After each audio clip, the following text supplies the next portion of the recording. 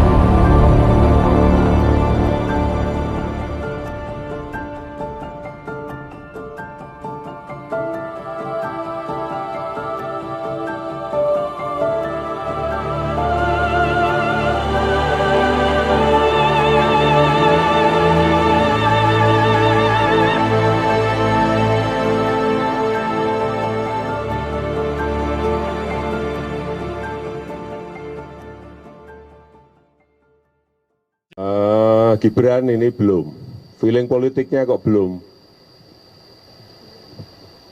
masih seneng 100% di dunia usaha, feeling politiknya belum, kelihatannya belum pengen masuk. Kaisang apalagi masih seneng-senengnya buka sini, buka sini, buka sini. Yang saya lihat malah feeling politik sudah mulai masuk tuh Bobi. Pertama umur. Yang kedua baru 2 tahun aja jadi wali kota. Yang logis saja lah. Kami Prabowo Subianto dan Gibran Rakabuming Raka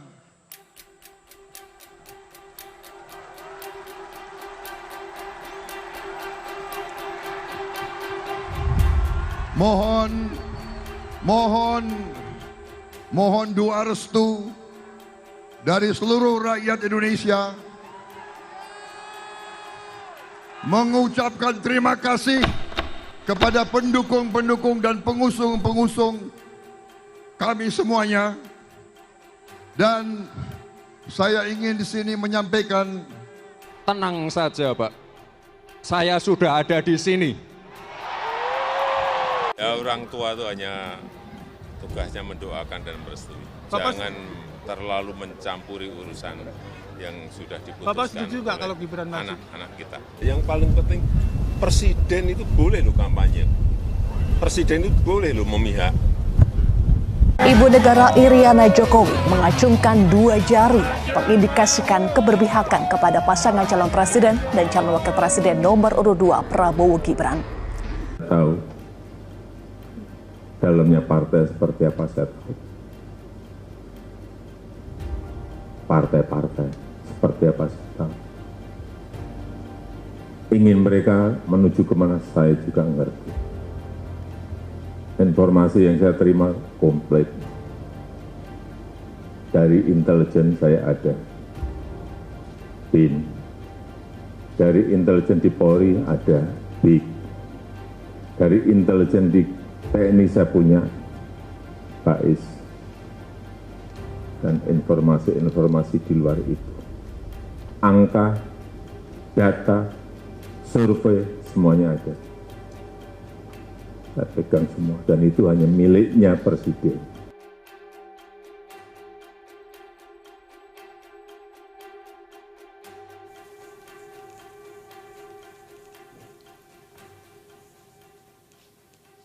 Pemilu sebentar lagi akan dimulai, pemilu presiden dan pemilu legislatif. Khusus pemilu presiden, pertanyaan paling menariknya untuk tahun 2024 adalah, apakah pemilu 2024 presiden akan satu putaran? Kalau kita lihat angka yang ada, menunjukkan bahwa memang pasangan 02 yang di situ ada anak presiden sedang memimpin. Dan itu barangkali yang membuat mereka sangat getol untuk berkata, mereka mau satu putaran. Dan hampir semua survei mengatakan bahwa kita akan satu putaran.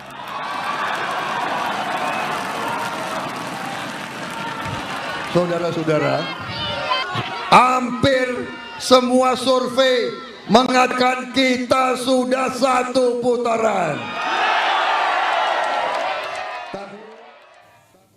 Kembali pertanyaannya soal mengapa satu putaran? 2 putaran itu membuat resiko kekalahan bagi orang yang sedang memimpin itu menjadi besar. Sebenarnya, secara ilmu politik dan hukum ketatanegaraan, kita bisa bicara bahwa pertarungan pemilu itu seringkali melahirkan dikotomi antara pro status quo dan pro perubahan. Antara orang yang jualannya adalah melanjutkan yang terdahulu dengan orang yang jualannya adalah ingin melakukan perubahan atau perbaikan secara mendasar. Dikotomi ini bukan khas Indonesia. Bisa terjadi di berbagai belahan negara, bahkan dalam tingkat yang lebih lokal, pernah terjadi dalam konteks Pilkada DKI Jakarta. Kalau Anda lihat Pilkada DKI Jakarta, menurut data survei, secara konstan sebenarnya pasangan Ahok dan Jarot, yang kita ketahui didukung juga oleh Presiden Jokowi kala itu, senantiasa secara konstan memenangkan posisi paling atas dari semua survei. Kalau kita lihat hasil putaran pertama, memang Ahok dan Jarot itu memenangkan. Memimpin paling atas, diikuti oleh Anies dan Sandiaga, serta kemudian Agus dan Silviana. Tetapi yang terjadi adalah putaran kedua, keadaan tersebut berbalik. Mengapa berbalik? Karena bersatunya kekuatan pengkritik atau bersatunya kekuatan yang melawan orang yang paling teratas itu, Anies dan AHY seakan-akan memiliki angka penjumlahan antara jumlah suara Anies dan AHY pada saat itu. Itu sebabnya kemudian pasangan lagi-lagi yang didukung oleh Presiden Jokowi, yaitu Ahok dan Jarot, harus kalah. Ada lagi yang harus Anda ingat bahwa ada yang namanya gerakan 4 jari. Gerakan 4 jari itu seakan-akan menjadi tawaran. Seakan-akan menjadi simbol bahwa ke depan dalam Pilpres kali ini adalah penggabungan kekuatan 01 dan 03 melalui gerakan 4 jari atau gerakan 04 ini. Pertanyaannya sebenarnya adalah, apakah syarat satu putaran hanya sekedar soal 50% plus 1? Pendapat Dr. Zainal Arifin Mokhtar sangat benar. Apalagi jika kita amati ketentuan Undang-Undang Dasar 1945. Pasal 6A ayat 3 Undang-Undang Dasar 1945 menjelaskan soal syarat satu putaran bagi seorang calon presiden dapat terpilih. Syaratnya adalah mereka harus memperoleh lebih dari 50% suara dan harus memenangkan sebaran wilayah dari 20 provinsi yang asalnya berasal dari setengah jumlah total provinsi di Indonesia. Yang saat ini sudah 38 provinsi, setengah lebihnya adalah 20 provinsi. Dan setiap kemenangan di 20 provinsi itu harus disertai kemenangan lebih dari 20% suara minimum di setiap provinsi.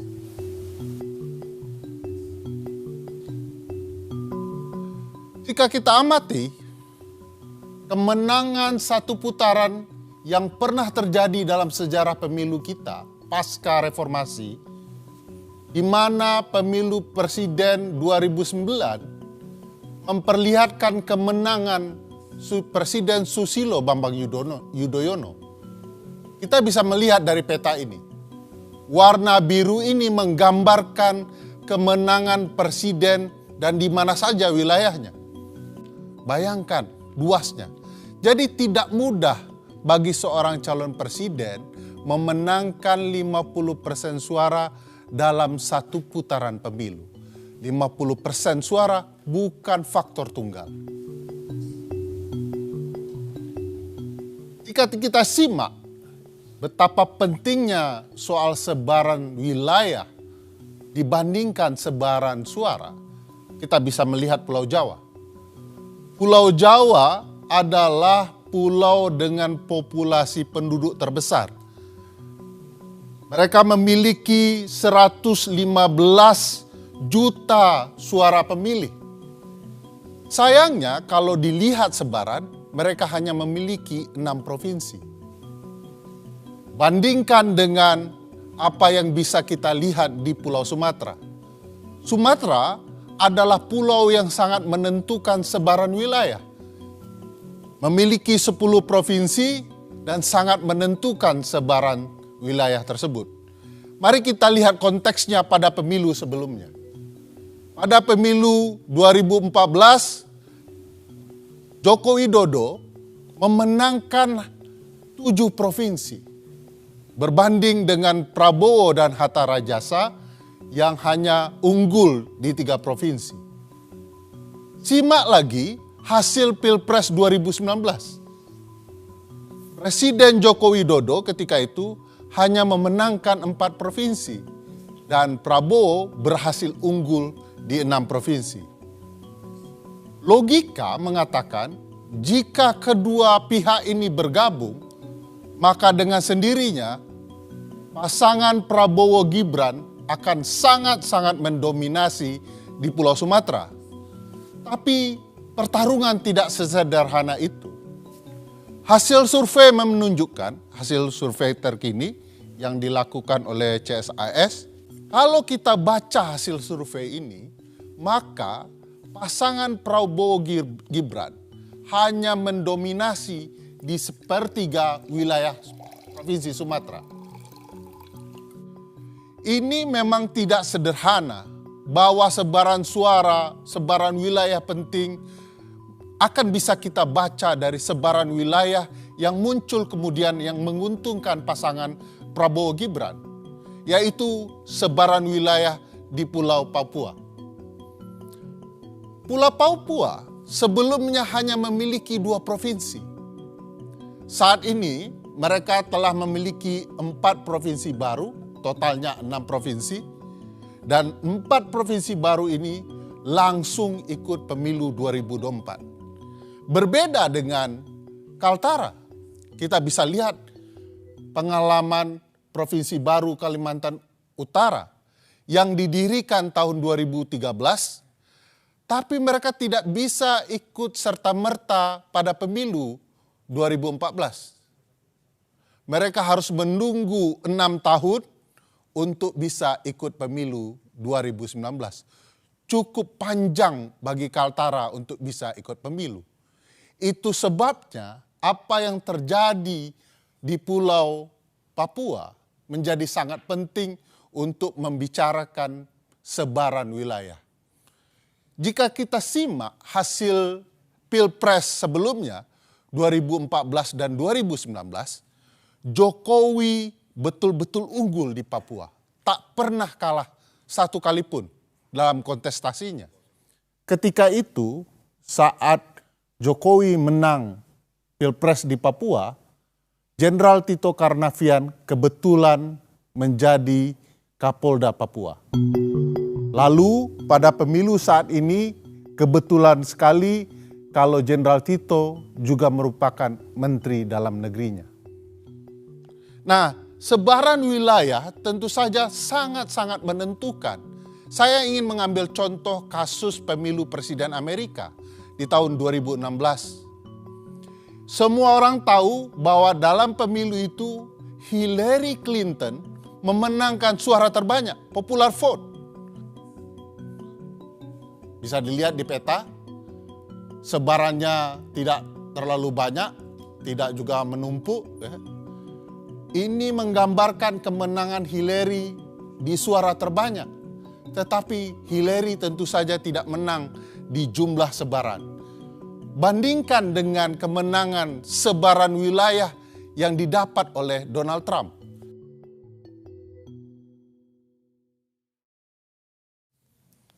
Bang Bro, sudah dari tadi?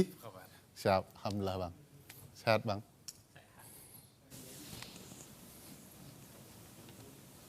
Bagus sekali Jas.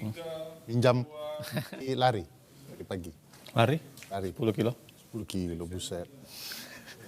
Makanya banyak minum.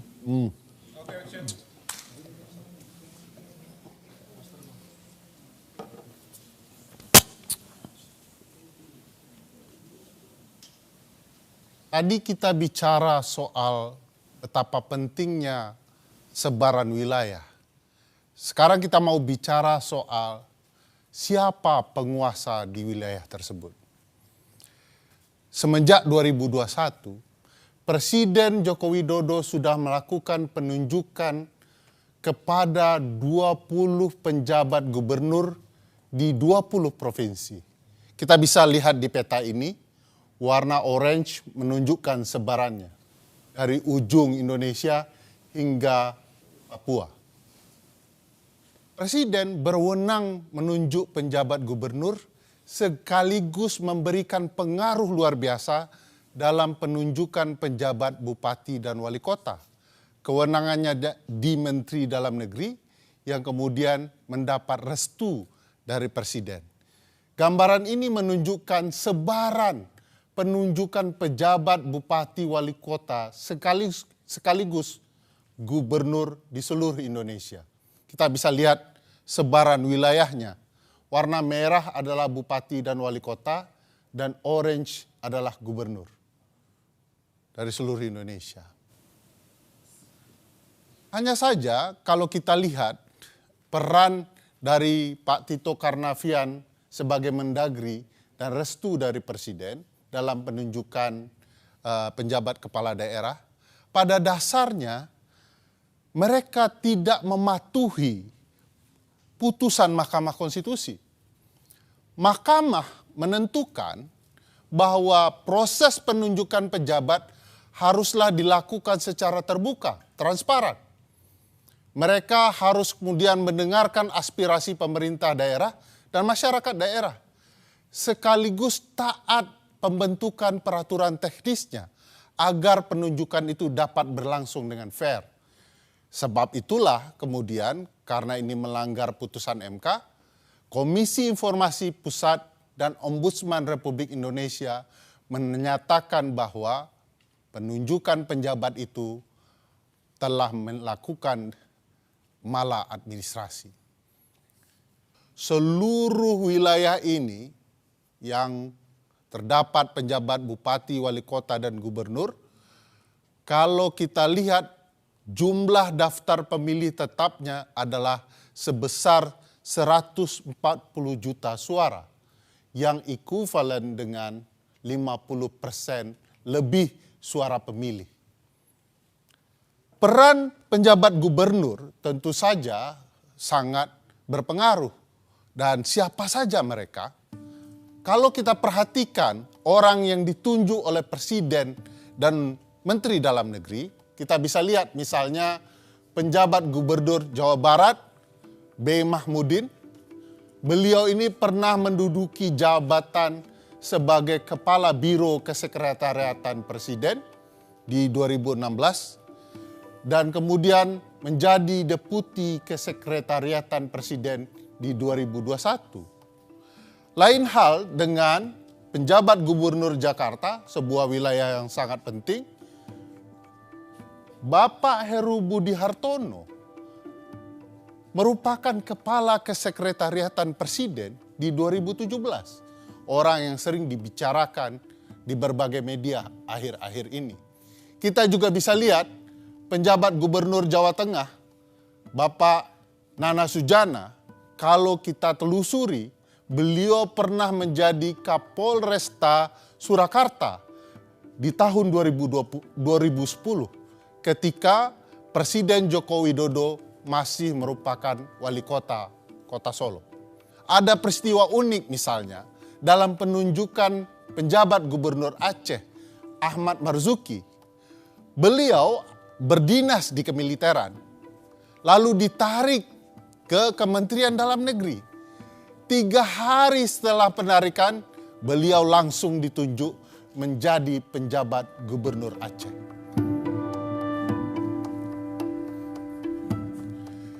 Berbagai hal bisa kita lihat antara relasi penunjukan dan berbagai peristiwa ketidaknetralan penjabat gubernur atau pejabat lain di dalam pemilu.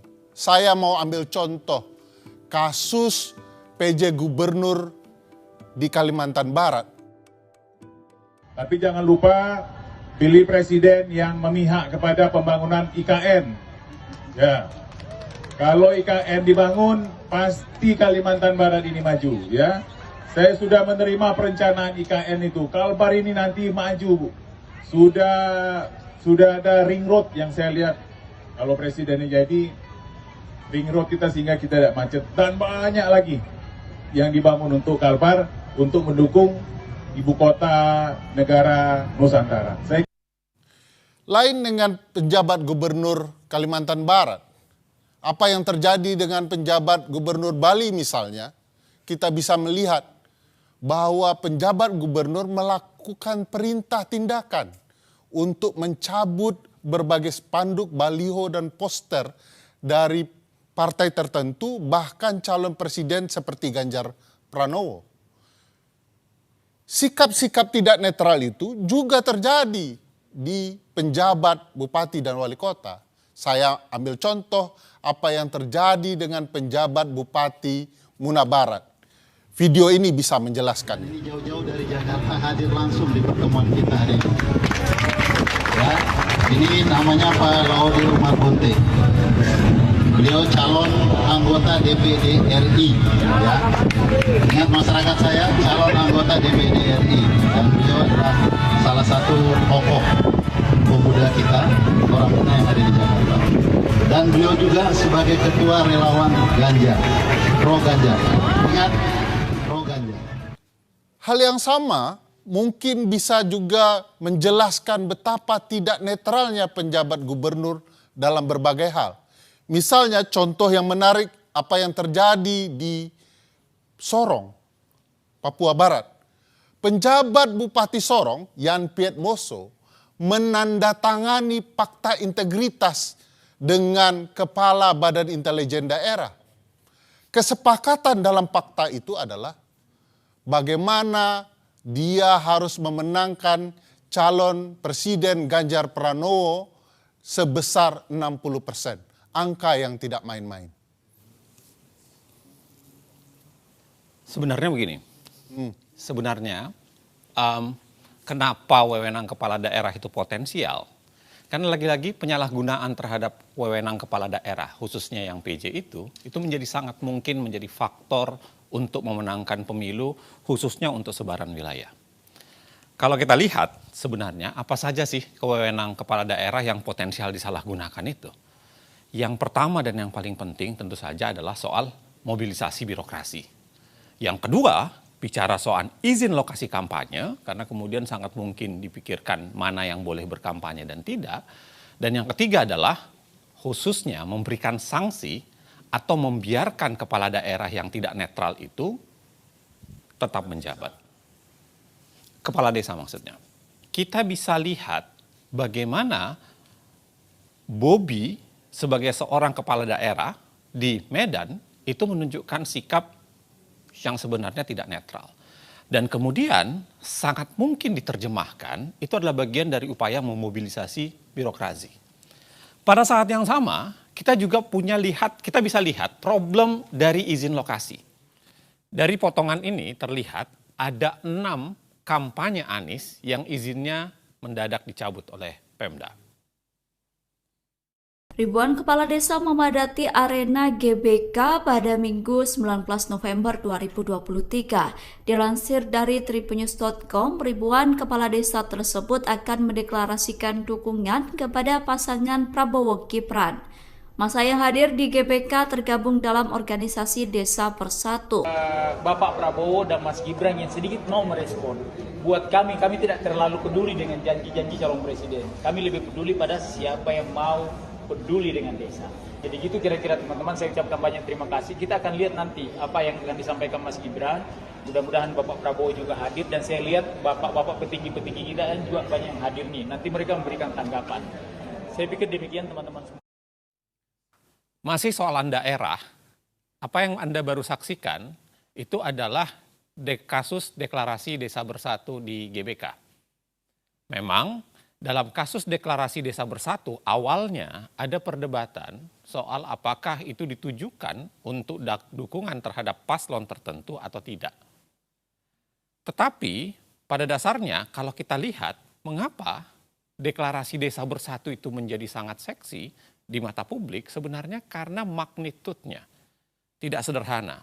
Walaupun hanya ada 8 asosiasi desa di situ, tetapi kalau kita jumlah, 8 asosiasi desa itu pada dasarnya itu meliputi sekitar 81 juta suara dari jumlah DPT yang ada di Republik ini. Artinya kurang lebih adalah 1/3 dari jumlah DPT yang ada. Nilai dan menetapkan telah terjadi dugaan pelanggaran terhadap pelaksanaan kegiatan tersebut. Upaya tersebut direncanakan untuk deklarasi terhadap salah satu pasangan calon presiden dan wakil presiden. Akan tetapi mendekati hari H, berdasarkan pertimbangan dan koordinasi, acara tersebut dikembalikan pada konsep semula, yaitu silaturahmi nasional, sehingga tidak ada acara deklarasi. Walaupun pada pelaksanaannya masih saja terdapat di antaranya name tag dan narasi dari MC yang bersifat deklarasi atau keberpihakan. Lagi-lagi, desa adalah wilayah pertarungan. Tetapi kemudian apa yang dinyatakan oleh Bawaslu sebenarnya sudah mengklarifikasi pada dasarnya bahwa apa yang dilakukan di kasus deklarasi Desa Bersatu itu adalah sebuah pelanggaran. Nah, menjadi menarik, apa sebenarnya wewenang kepala desa yang potensial disalahgunakan terkait dengan pemilu sehingga magnitud 81 juta tadi itu paling tidak dari 8 asosiasi desa itu menjadi penting untuk dikuasai. Setidaknya ada 4. Ada 4 wewenang kepala desa yang sangat potensial disalahgunakan terkait pemilu. Mulai dari 1 data pemilih, karena berkaitan dengan data pemilih. Yang kedua berkaitan dengan penggunaan dana desa. Kita ketahui dana desa jumlahnya menjadi wah belakangan ini. Yang ketiga berkaitan dengan data penerimaan Bansos, PKH, BLT, khususnya siapa yang berhak menerima Bansos, PKH, BLT, dan lain-lain sebagainya. Dan yang terakhir adalah wewenang terhadap alokasi Bansos dan lain-lain tersebut.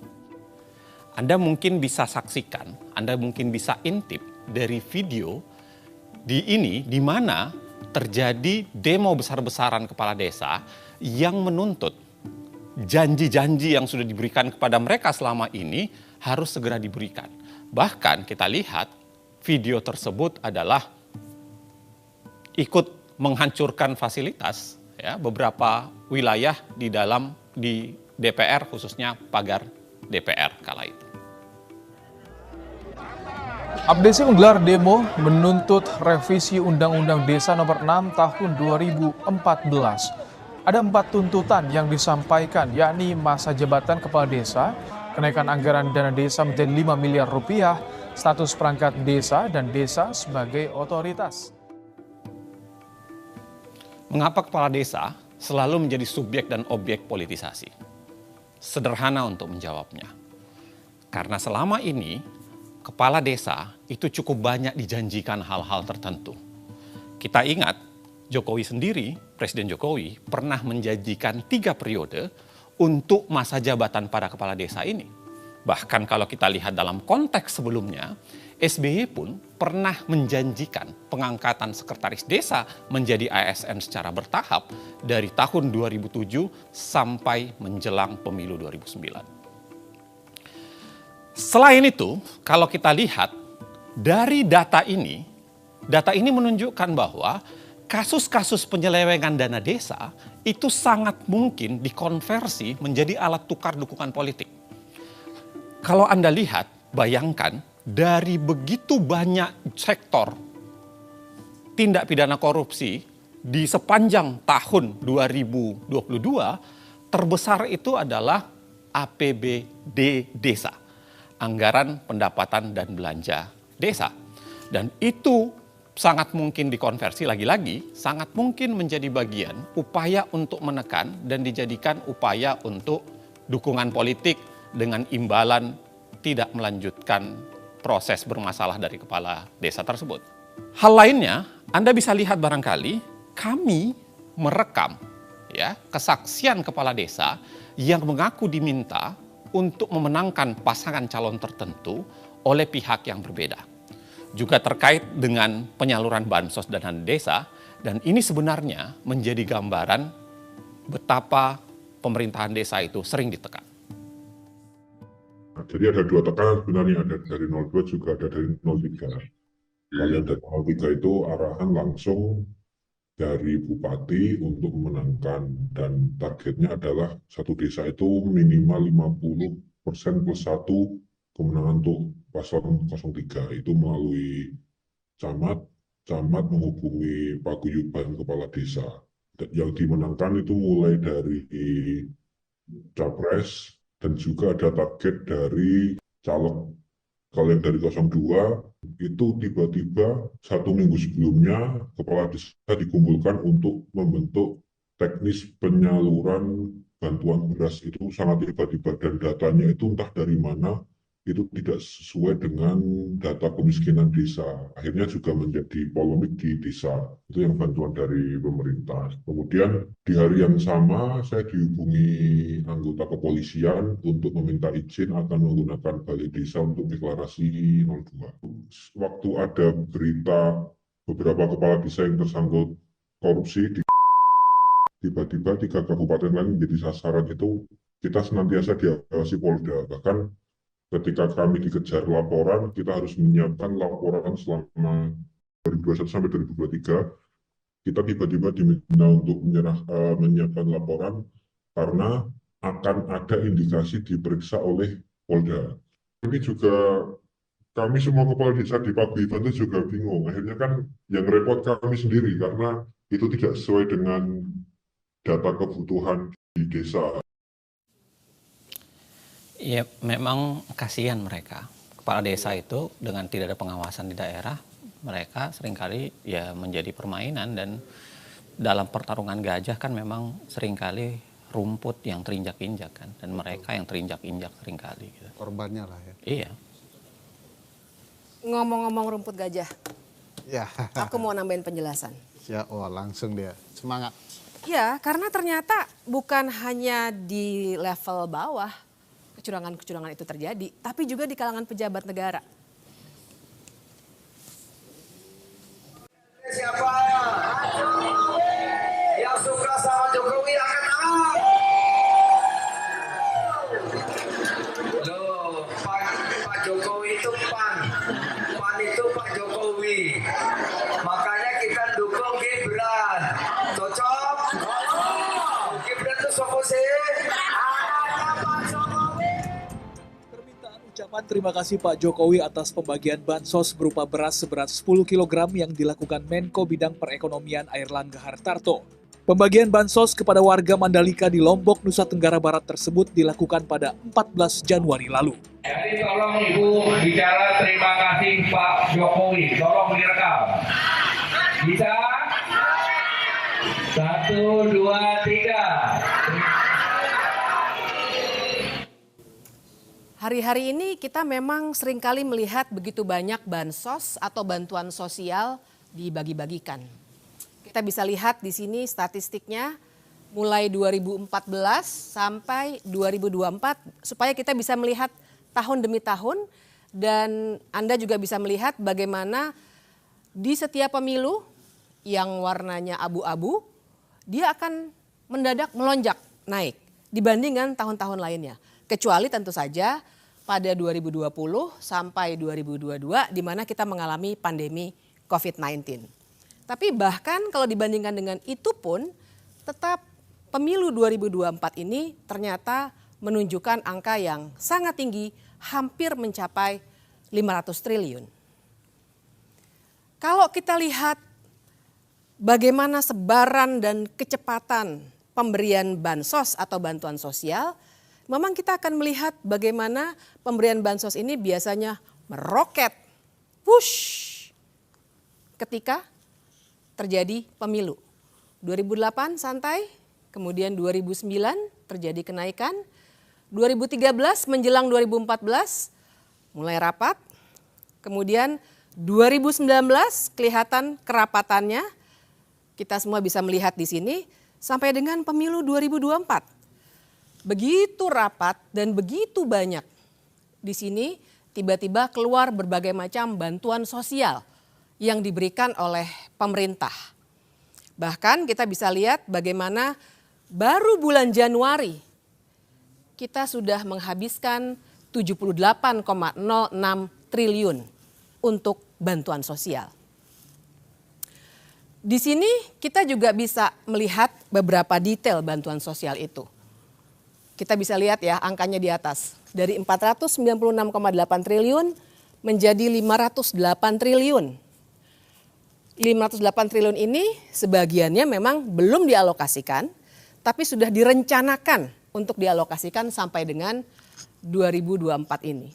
Kita lihat detailnya misalnya bansos sembako yang mencapai 18,8 juta kepala keluarga. Kemudian kita juga bisa melihat yang angkanya besar dan beberapa kali dibicarakan, yaitu beras 10 kg per kepala keluarga yang mengcover 22 juta kepala keluarga. Yang juga angkanya signifikan dan banyak dibincangkan adalah bantuan langsung tunai, 18 juta kepala keluarga akan mendapatkannya. Di sini kita lagi-lagi bisa melihat bagaimana bantuan sosial ini meroket menjelang pemilu, ya, dan kita bisa melihat bagaimana kemudian bansos ini dipergunakan secara berlebih-lebihan dan melebihi apa yang dilakukan pada saat pandemi COVID-19. Tidak hanya bantuan sosial, pemerintah juga mengeluarkan kebijakan populis lainnya. Misalnya gaji PNS, TNI, dan Polri termasuk PPPK yang naik 8% pada 2024. Selain itu juga ada kenaikan gaji pensiunan PNS yang naik 12% di 2024. Kita jadi bisa bertanya-tanya apakah memang itu upaya-upaya itu adalah cara untuk menaikkan kesejahteraan atau memang hanya populisme belaka? Karena ternyata kenaikan upah buruh hanya naik 3,2 sampai 4,4%. Kita mesti ingat bahwa bantuan sosial itu kita harus klarifikasi di sini. Bukannya bantuan sosial harus dihentikan atas nama pemilu, tapi kita harus kembalikan bahwa bantuan sosial atau bansos bukan bantuan politik dan pejabat. Bantuan sosial itu sebenarnya adalah cara untuk secara cepat melaksanakan amanah dari Pancasila, sila kelima soal keadilan sosial. Kita juga membicarakan pasal 34 Undang-Undang Dasar 1945 yang bilang bahwa fakir miskin dan anak-anak terlantar dipelihara oleh negara. Memang idealnya cara mensejahterakan rakyat itu dengan melalui pendidikan, lapangan pekerjaan, dan hal-hal lain yang sifatnya struktural. Tapi baiklah, bansos harus dilakukan untuk mengatasi dengan waktu cepat. Tapi soalnya adalah kalau itu adalah fasilitas negara, kan seharusnya pemberiannya juga dilakukan sesuai dengan struktur kenegaraan kita. Siapa yang berhak ataupun berwenang memberikan bantuan sosial itu? Kementerian Sosial jawabnya. Uniknya ternyata sebenarnya data Kementerian Sosial yang namanya data kesejahteraan terpadu tidak digunakan. Barangkali kebetulan Menteri Sosial kali ini ada dari PDI Perjuangan yang sedang berseberangan dengan penerus Jokowi. Bicara soal bantuan sosial lagi-lagi kita akan lihat penyebarannya yang luar biasa. Dalam waktu 2 bulan, ini semua 2 bulan dilaksanakannya, kita bisa melihat di mana saja penyebaran bantuan sosial itu dilakukan. Mulai dari Serang sampai dengan di sebelah sini, terkumpul di sini. Apabila kita bandingkan dengan suara yang didapatkan oleh Presiden Jokowi pada pemilihan Presiden 2019, kita akan bisa melihat himpitannya. Jadi di sini kita bisa melihat dengan jelas apa yang sebenarnya terjadi antara bantuan sosial yang harusnya fasilitas pemerintah yang kemudian digunakan dalam konteks elektoral seperti ini. Ada satu pemberitaan yang sangat menarik menurut saya karena menggambarkan apa yang dari tadi kita bicarakan. Kita bisa melihat dalam berita ini adalah soal bansos. Kita bisa melihat aparat, gubernur yang tadi juga dibicarakan, dan ajakan memilih capres yang melanjutkan Jokowi. Pertanyaan berikutnya adalah mengapa? Mengapa bansos juga dijadikan alat berpolitik dan lain sebagainya?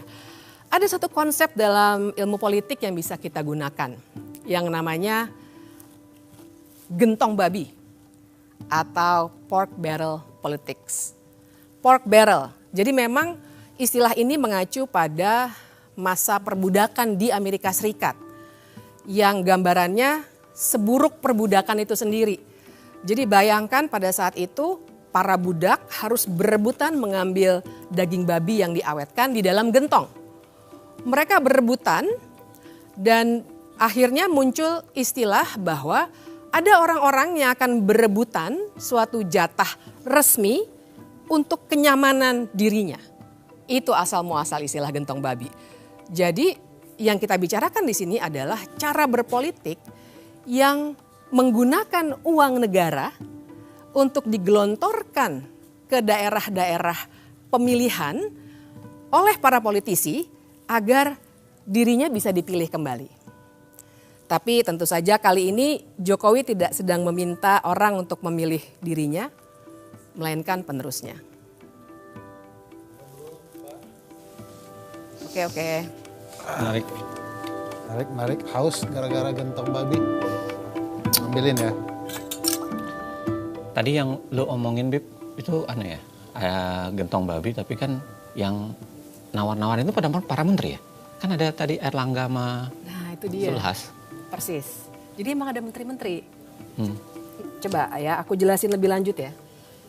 Kita mulainya dari gambar menteri-menteri ini. Karena memang kalau kita perhatikan, kenapa misalnya gentong babi itu bisa muncul? Karena sebenarnya kan gentong babi artinya dia resmi tuh. Kenapa dia bisa digunakan secara resmi? Karena dari menteri-menteri ini, termasuk yang tadi videonya sudah kita lihat, ternyata memang ada menteri-menteri yang berkampanye. Kita akan lihat 3 kategori. Kategori pertama adalah tentu saja menteri-menteri yang memang mencalonkan diri sebagai capres ataupun cawapres.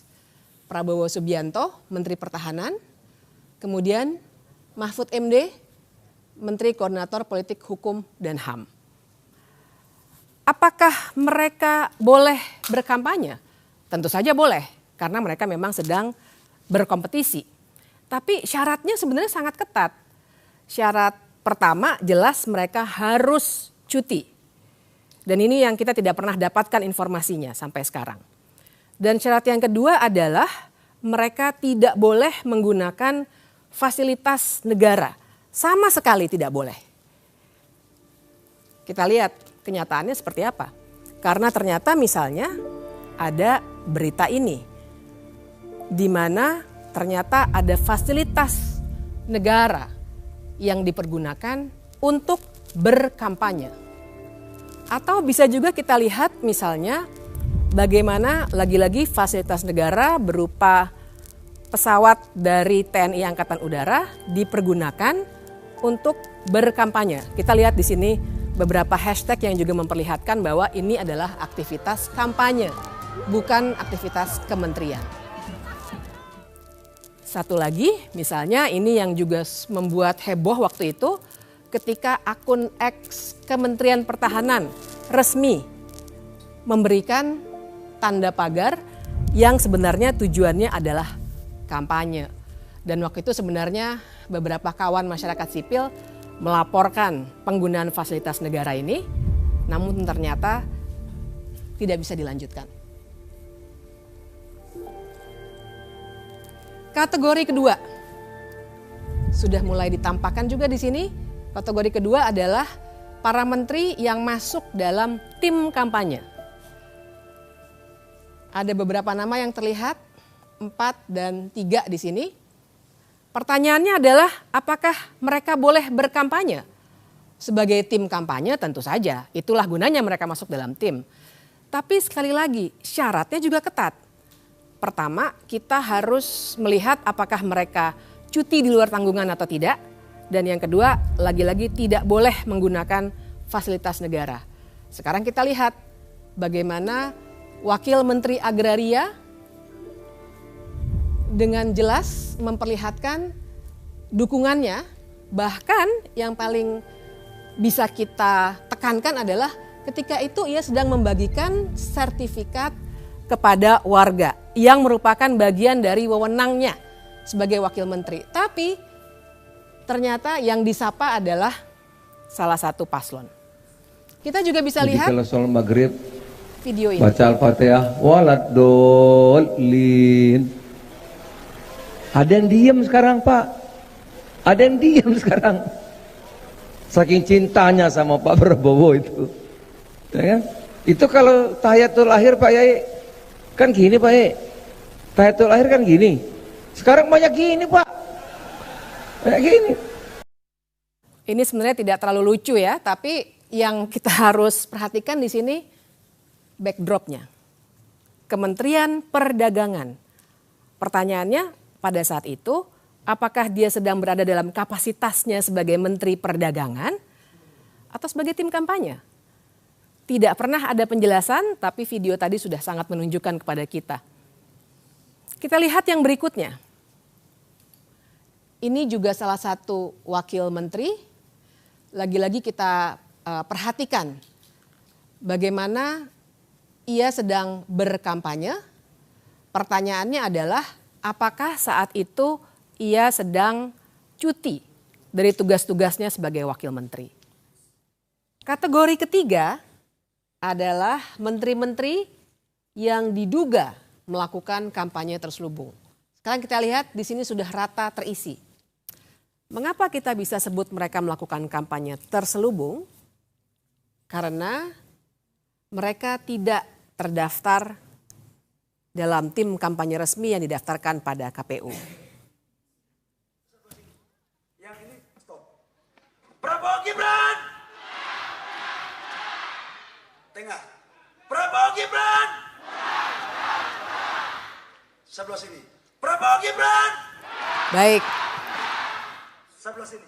Di sini bisa kita lihat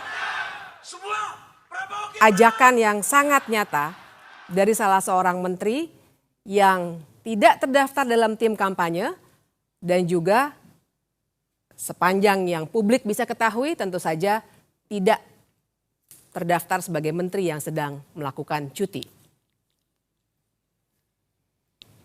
Begitu juga di sini Menteri Erick Thohir tidak mundur dan juga tidak dalam konteks cuti dan kita lihat jelas dari backdrop acara ini, ia sedang melakukan pelaksanaan kampanye.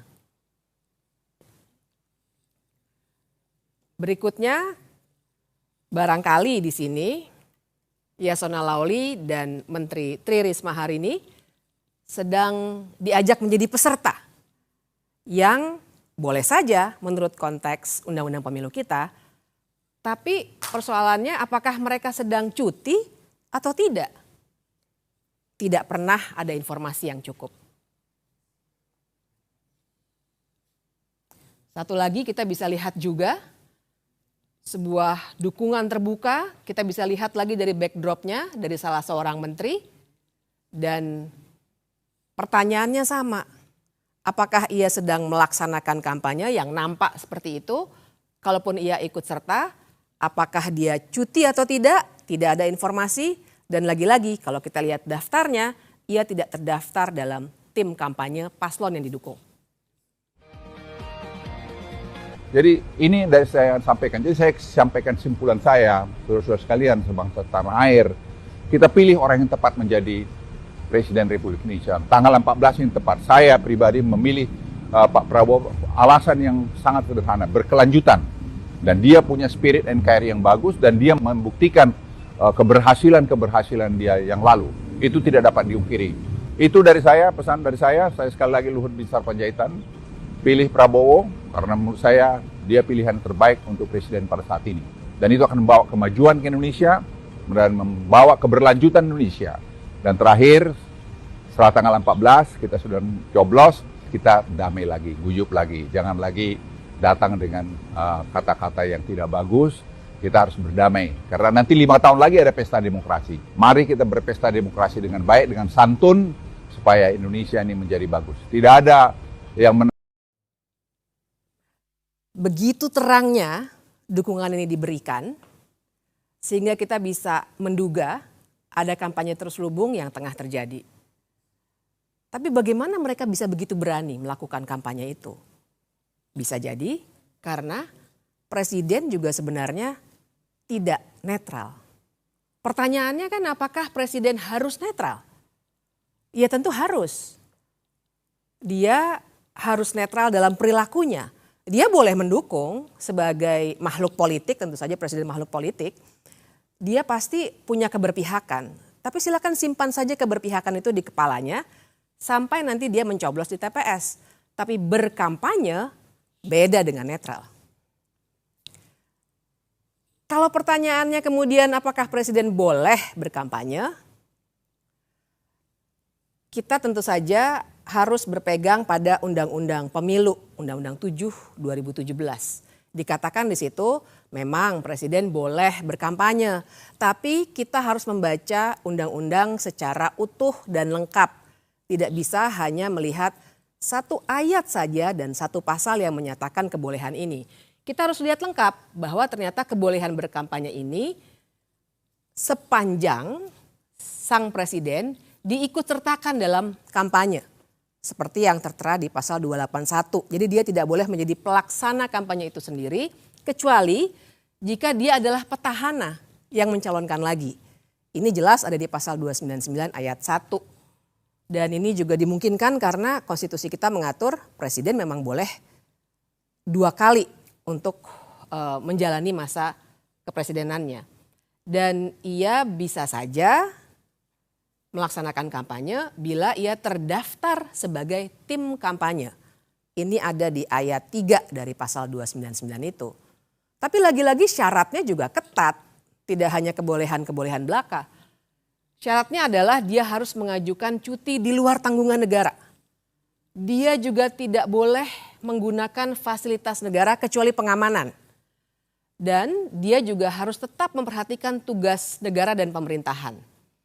Tapi yang paling penting semuanya pejabat negara, menteri, apalagi presiden sebenarnya dilarang melakukan tindakan yang merugikan ataupun menguntungkan salah satu paslon. Jadi syaratnya begitu ketat sehingga tidak bisa sembarangan dilakukan. Sekarang mari kita lihat prakteknya. Di sini misalnya kita lihat jelas foto wajah presiden yang menjadi latar belakang sebuah poster kampanye.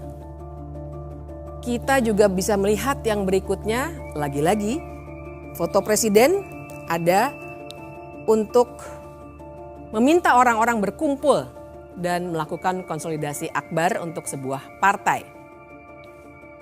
Yang berikutnya kita juga bisa lihat berbagai acara di mana presiden secara aktif dan juga dalam posisinya yang tidak cuti melakukan pertemuan-pertemuan dengan menteri-menteri yang duduk dalam koalisi paslon tertentu. Perbandingannya adalah mengapa menteri-menteri lainnya yang tidak tergabung dalam paslon tertentu itu tidak mendapat perlakuan yang sama. Apalagi kita juga punya satu foto yang begitu menghebohkan waktu itu, di mana presiden berdiri di samping menterinya yang menjadi calon presiden dan berada di fasilitas negara, yaitu lapangan udara Angkatan Udara di depan alutsista juga. Ia menyatakan dengan tegas bahwa presiden boleh berkampanye. Masih bicara fasilitas negara, kita juga bisa melihat mobil kepresidenan digunakan untuk mengkancungkan tanda dukungan. Sekarang semua penyalahgunaan wewenang ini, siapa yang sebenarnya bisa menindak? Kita punya Bawaslu.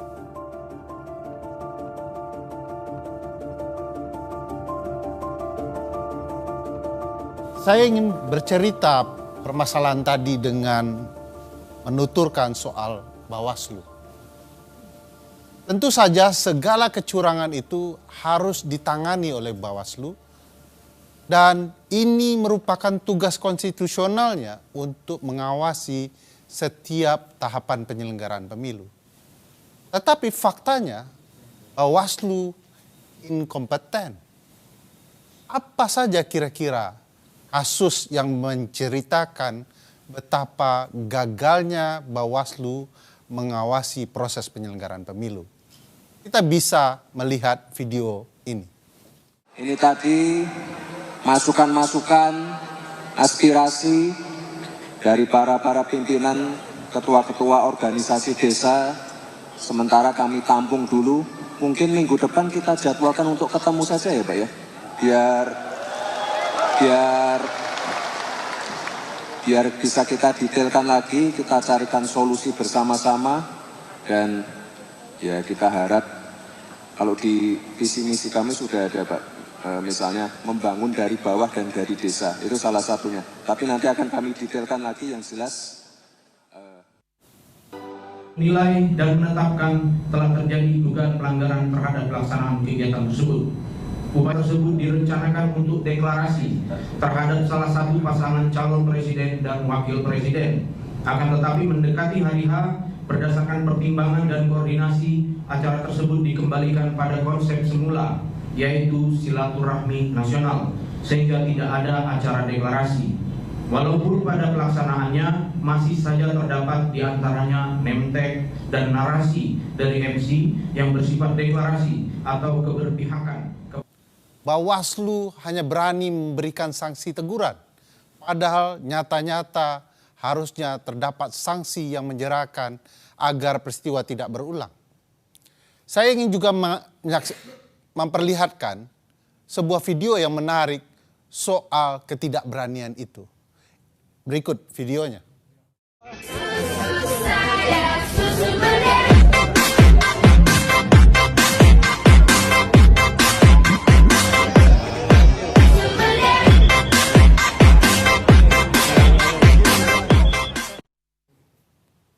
Kasus ini menarik karena Bawaslu RI tidak berani menanganinya, menyerahkan penanganan dan prosesnya di Bawaslu DKI Jakarta.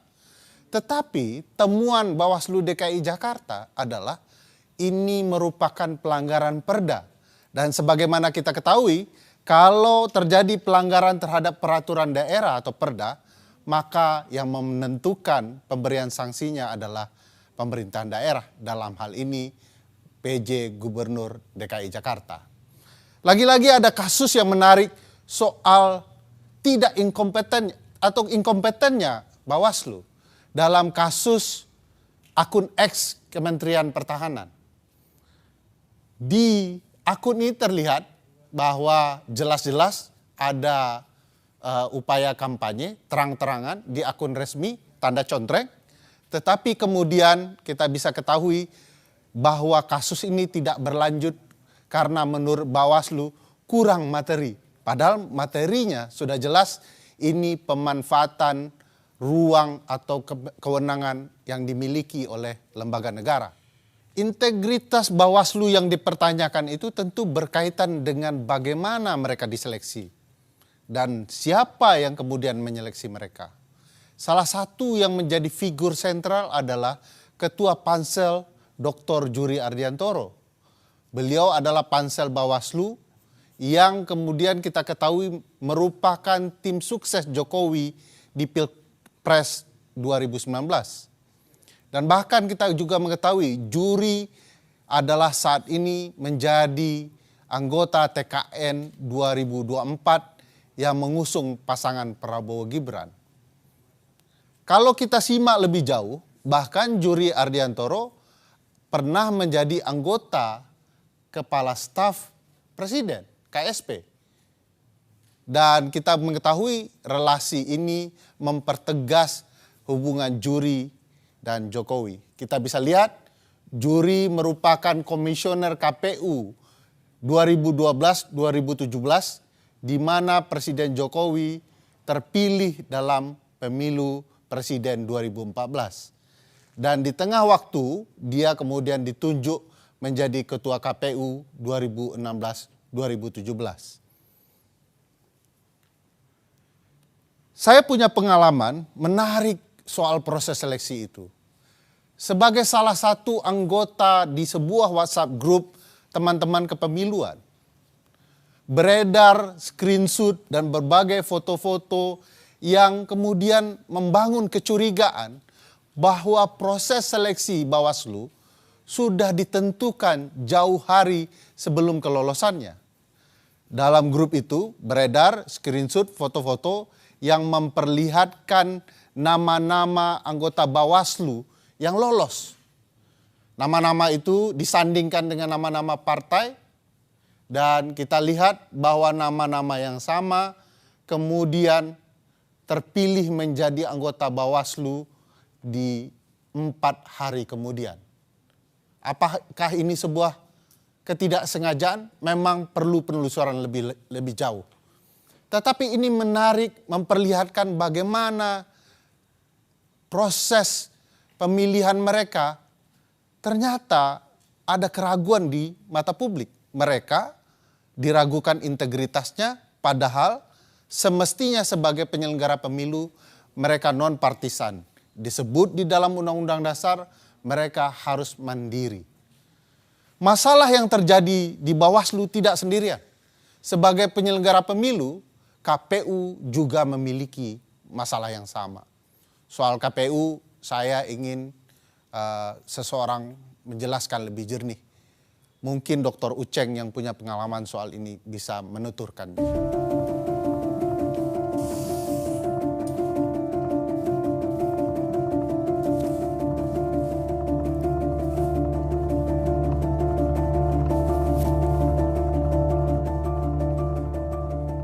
Sekarang kita bicara soal Komisi Pemilihan Umum. Secara konstitusional, Komisi Pemilihan Umum memiliki fungsi yang sangat luar biasa, khususnya untuk menyelenggarakan pemilihan umum di Republik ini. Dari sekian banyak fungsi KPU atau wewenang yang dimiliki oleh KPU, salah satu yang paling utama dalam kaitan dengan pemilu adalah menentukan siapa yang ikut pemilu. Dan itu dikenal dengan konsep khususnya untuk partai politik adalah tahapan verifikasi yang bersifat administratif maupun faktual. Syarat parpol untuk lolos verifikasi pada dasarnya sebenarnya itu ada beberapa catatan. Yang pertama adalah harus 100% kepengurusan dan kantor di ibu kota provinsi, 75% kepengurusan di kabupaten kota, 50% kepengurusan di kecamatan, dan ini yang paling penting ditambahkan adalah 30% keterwakilan perempuan. Dan itu pun sebenarnya minimal ya 100 atau maksud saya 1.000 orang dengan kartu tanda anggota per kabupaten kota. Mari kita periksa apakah syarat lolos verifikasi parpol ini dikerjakan KPU dengan baik. Kita kasih satu contoh, kasus Partai Gelora. Dalam kasus Partai Gelora yang lolos menjadi peserta pemilu, tetapi kalau kita lihat di lapangan ada begitu banyak kejanggalan. Kita lihat dari dokumen berita acara KPUD Murung Raya di Kalimantan Tengah yang menyatakan ada instruksi KPU agar mengubah status Partai Gelora dari tidak memenuhi syarat menjadi memenuhi syarat. Kalau kita lihat secara keseluruhan ya, Partai Gelora tidak memenuhi syarat, khususnya syarat soal 1.000 orang berkartu anggota di Kabupaten Murung Raya. Dari sampel uji petik yang dilakukan terhadap 114 kartu tanda anggota, Partai Gelora hanya memenuhi 85 orang yang terverifikasi punya kartu tanda anggota. Namun luar biasanya, partai ini tetap dinyatakan lolos. Tidak sekedar di Murung Raya, kasus Sangihe pun melihatnya menjadi menarik. Di kasus Sangihe, pengakuan salah seorang aparatur sipil negara telah melakukan kecurangan, mengubah verifikasi partai yang tidak lolos menjadi lolos. Jadi penyesuaian itu secara teknis bahwa memang men-NS sejumlah orang dan TNS, PNS untuk bisa mencapai syarat minimal di daerah masing-masing. Jika saya ulangi, pertanyaan mendasarnya adalah ada apa dengan Gelora? Kita harus ingat, Partai Gelora itu adalah partai yang didirikan oleh ex-PKS. Partai Keadilan Sejahtera. Sekarang Gelora itu berada di koalisi 02 yang di situ ada anak presiden dan PKS berada di koalisi 01. Artinya lolosnya Gelora memang berpotensi memecah suara pemilih PKS yang selama ini menjadi termasuk pemilih yang paling militan. Dalam teori hukum atau hukum tata negara ataupun ilmu politik, teori ini dikenal dengan teori shadow partai politik. Jadi teori shadowing pada dasarnya adalah parpol diciptakan adalah adanya parpol yang menjadi shadow atau bayangan untuk memecah suara partai dengan segmen pemilih yang sama di partai yang lain. Dan itu kira-kira bisa terjadi kalau kita lihat dalam konteks Partai Gelora dan konteks Partai PKS. Dalam contoh lain, kita bisa lihat juga dalam Partai Umat dan PAN. Kedua-duanya sebenarnya Partai Umat dan PAN ini berebut suara Muhammadiyah. Kita juga tahu Partai Amanat Nasional itu berada di koalisi 02 dan Partai Umat itu berada di koalisi 01. Nah, di sini kami punya rekaman bagaimana staf KPU diperintahkan untuk tidak meloloskan Partai Umat. Sedangkan arahan pimpinan supaya ini partai-partai ini aman kecuali satu tuh Partai U itu. Nah, kita tidak bisa menutup ke mata bahwa ini data-data mereka nih mereka asal masuk saja. Benar, Bu. Yang penting dia bisa memenuhi 100% kemarin. Iya. Sedangkan kondisi di bawahnya seperti itu. Nah, saya sih sebenarnya kemarin sudah ngomong juga sama Pak Idam, Bapak, apakah kita bisa memberikan, memang secara ketentuan 124 sampai 126 itu mutatis mutandis, tapi melihat dari sisi waktu nggak mungkin kita lakukan itu. Nah, untuk itu hal yang pertama. Yang kedua, mengamankan apa yang pimpinan arahkan, terpaksa tadi yang seperti sampaikan ke Bapak itu, ya sudah harus MS saja. Contoh lain, barangkali kita bisa lihat di kasus verifikasi Partai Kebangkitan Nusantara, PKN, dan Partai Demokrat. Kita juga melihat gejala shadowing partai politik di sini. Anda harus ingat, PKN yang dibentuk oleh Anas Urbaningrum itu berhadapan dengan SBY. Ingatan kedua Anda harus Anda tujukan bahwa pada awalnya ketika verifikasi partai ini dilakukan, Demokrat masih banyak menjual ide-ide perubahan sehingga seakan-akan menjadi lawan dari status quo atau kemudian partai yang lebih banyak mendukung status quo saat ini. Sekarang memang Demokrat sudah di 02, tapi lagi-lagi pada saat ini terjadi, Demokrat masih berada di koalisi, seakan-akan berada di koalisi 01. Kan menurut ketua kan kalau sobat cuma karena mau karena etika menghubungi kita, kalau juga kok kita nggak ada kan nggak masalah. Kan ketua kan mau rubah data tuh. Yang penting sobat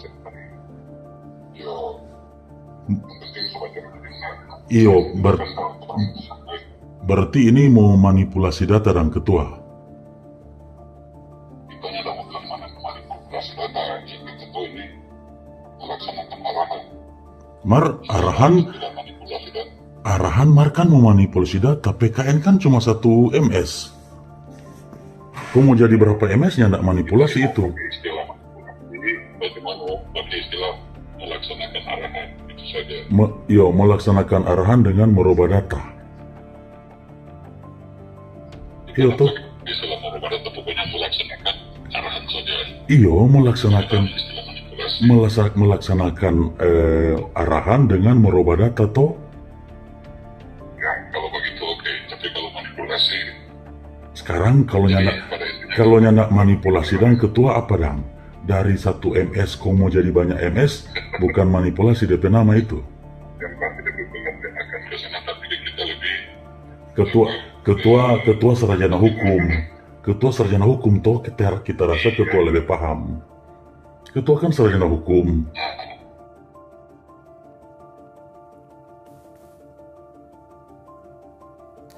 Kasus KPU Minahasa Utara yang tadi Anda lihat sebenarnya itu menggambarkan betapa ada problem di sana. Tetapi menariknya memang sampai saat ini agak sulit kemudian melakukan verifikasi lagi terhadap kasus itu. Karena kita harus ingat Ketua KPUD Minahasa Utara sudah meninggal dunia pada bulan Juni 2022 akibat serangan jantung. Kalau kita lanjut lagi, kita tidak sekedar berbicara wilayah pelanggaran etik atau pelanggaran di wilayah penggunaan kewenangan KPU yang dimanipulasi dengan cara meloloskan atau tidak meloloskan partai tertentu, kita juga bisa bicara soal pelanggaran etik di tingkat individu.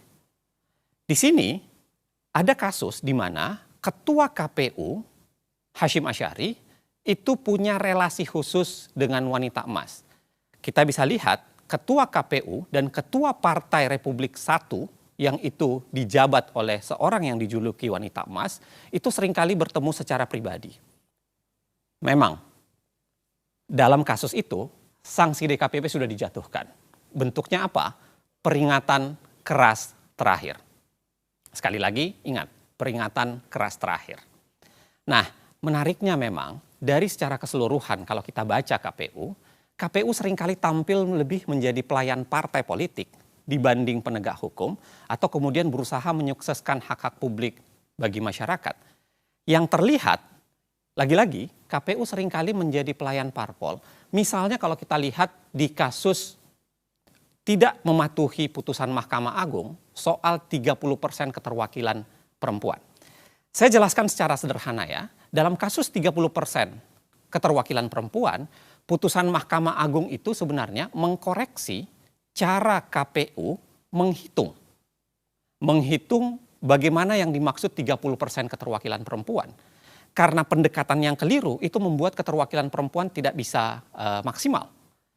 Itu yang membuat banyak orang yang kemudian mengajukan ke Mahkamah Agung dan Mahkamah Agung akhirnya memutuskan dan menyatakan bahwa harusnya KPU melakukan koreksi terhadap itu. Dan itu tidak pernah dikoreksi secara langsung oleh KPU. Hal yang sama masih soalan tidak mematuhi putusan Mahkamah Agung. Dalam kasus napi koruptor, kejadian pun relatif terjadi sama. Dalam kasus ini, KPU tidak mematuhi putusan Mahkamah Agung soal napi koruptor, khususnya berkaitan dengan bagaimana napi koruptor itu bisa mencalonkan dengan ketentuan lebih spesifik yang diatur dalam peraturan KPU. Kalau kita lihat dari daftar parpol dan caleg bekas koruptor di 2024, ini adalah peta sederhananya untuk menggambarkan bahwa ada serangkaian partai sebenarnya yang masih mengusung caleg bekas koruptor. Dan itu hampir tersebar di semua partai yang berkontestasi di pemilu kali ini. Apa yang saya mau jelaskan sesungguhnya adalah sederhana. KPU tebang pilih dalam menjalankan putusan pengadilan. Putusan Mahkamah Agung diabaikan soal perempuan dan soal keterwakilan, caleg koruptor. Tetapi yang menarik, putusan Mahkamah Konstitusi soal Gibran langsung dijalankan dengan cepat. Saat anak presiden mendaftar, KPU belum membuat peraturan baru. KPU tidak merevisi aturan Komisi Pemilihan Umumnya. Tapi pendaftarannya diterima dan Gibran buru-buru disahkan sebagai calon wakil presiden.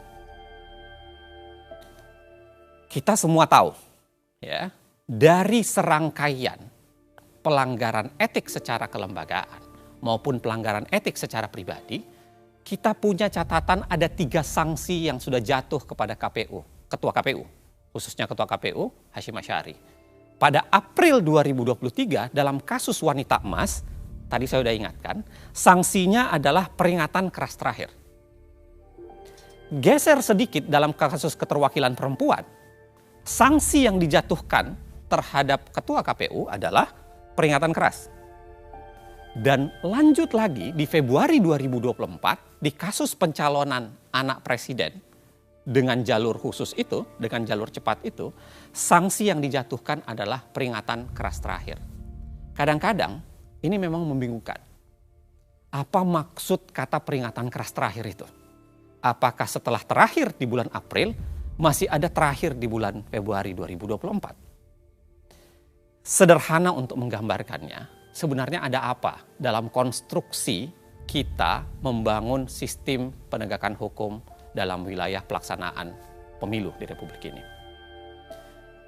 Tapi yang paling penting sebenarnya, saya mau bilang bahwa keputusan DKPP dan apa yang terjadi di KPU, apa yang terjadi di Bawaslu, dan semua drama yang terjadi belum puncaknya.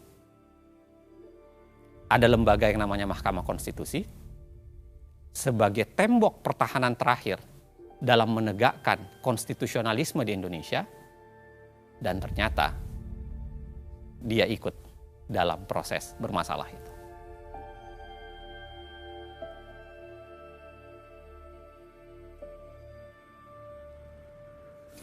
Puncak dari semua cerita tadi ada di sini, Mahkamah Konstitusi.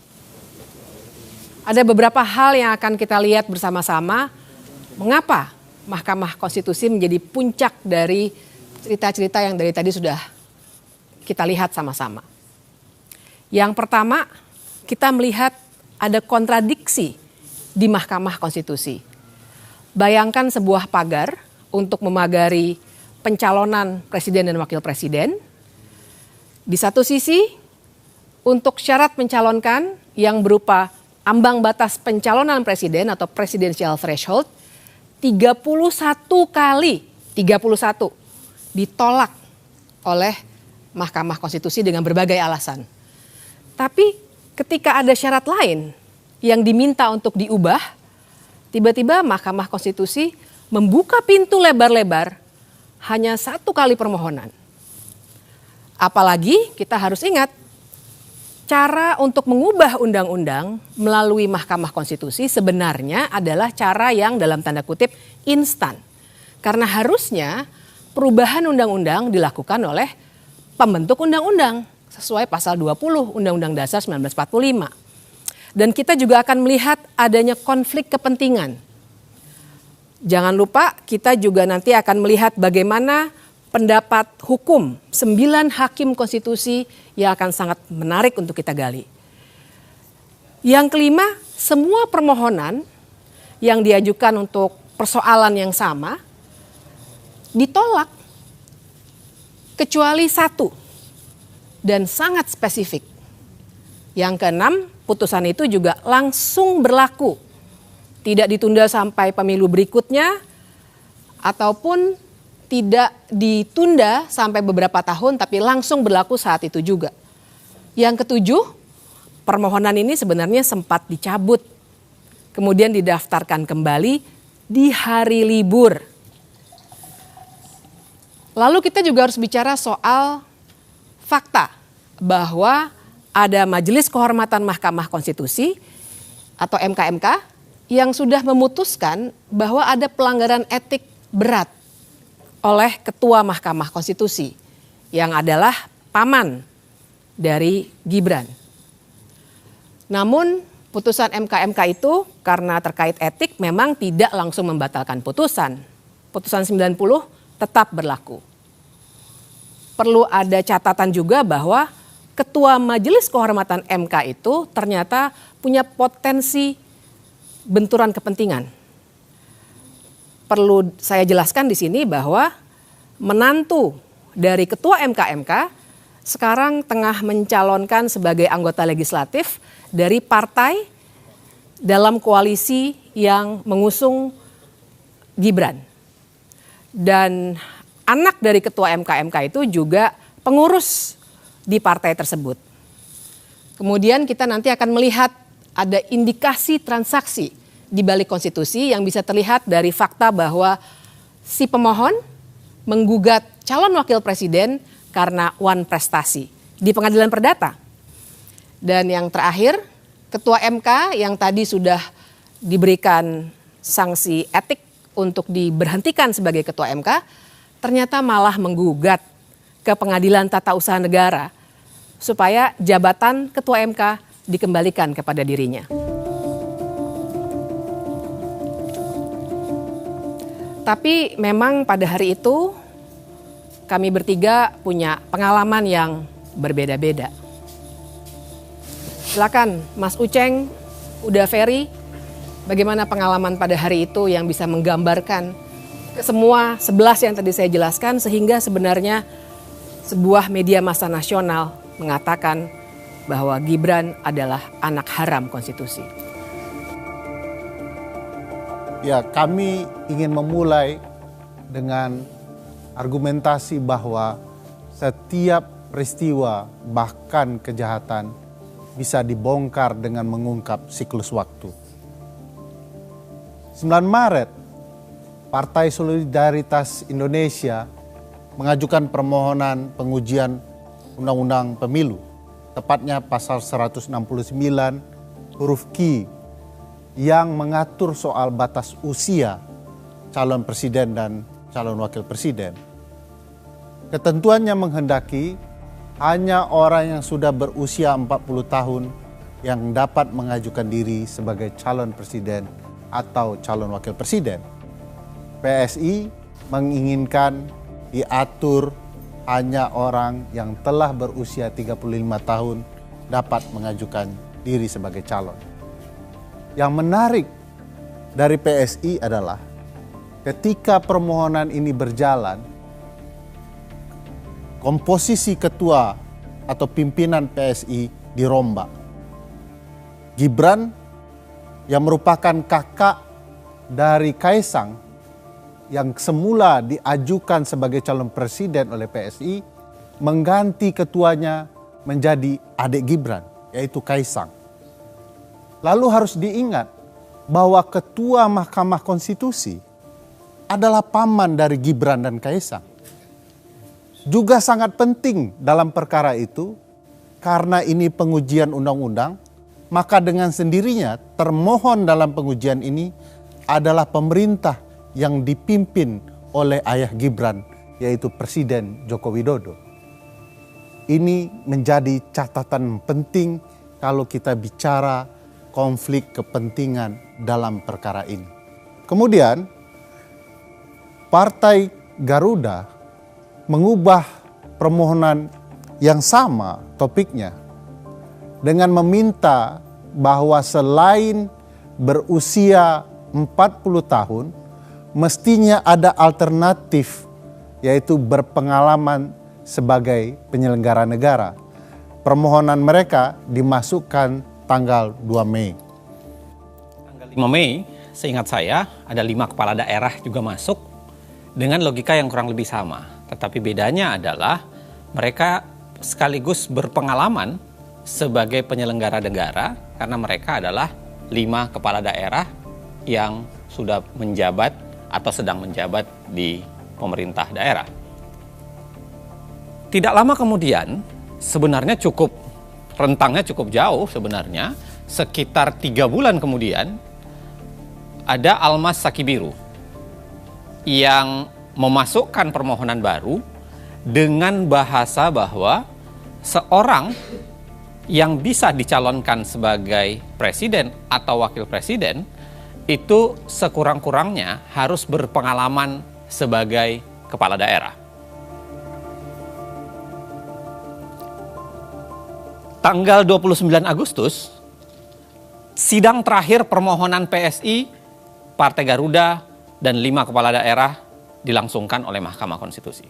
Dan saya ingat betul pada hari itu saya hadir di ruang sidang sebagai ahli untuk salah satu pihak terkait.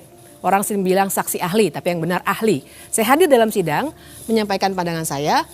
Dan waktu itu sebagai ahli biasanya ada dialog dengan para hakim dan semua yang ada di situ yang formal. Sebenarnya terbaca bahwa hakim-hakim punya indikasi akan menolak 3 permohonan ini. Karena mereka melihat, dan ini baik secara umum, bahwa masalah syarat kepala daerah itu bukan wewenang Mahkamah Konstitusi, melainkan memang wewenang pembentuk undang-undang. Itu adalah sidang terakhir karena setelah itu biasanya akan ada penyerahan kesimpulan, kemudian rapat permusyawaratan hakim, kemudian putusan dibacakan. Kami masih menunggu-nunggu karena perkara ini tentu saja sangat menarik.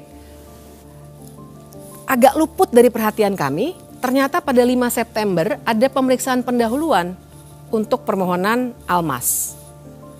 Dan setelah itu, seperti normalnya prosedur di Mahkamah Konstitusi, ada perbaikan permohonan dari Almas. Kita bisa geser ke tanggal berikutnya pada 12 September.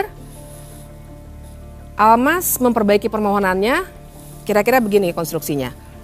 Tetap 40 tahun sebagai syarat dalam pasal 169 huruf Q Undang-Undang 7 2017 itu, kemudian ditambahkan atau jadi alternatif atau berpengalaman sebagai kepala daerah baik di tingkat provinsi maupun kabupaten _kota. Berubah artinya ya, dari awalnya hanya kepala daerah, dia kemudian lebih menjelaskan bahwa bukan hanya kepala daerah di tingkat provinsi maupun juga kepala daerah di tingkat kabupaten kota. 19 September, kalau kita ingat, RPH pertama atau rapat permusyawaratan hakim pertama itu dilakukan untuk gelombang pertama permohonan. Gelombang pertama itu adalah PSI, lalu kemudian Partai Garuda, dan 5 kepala daerah.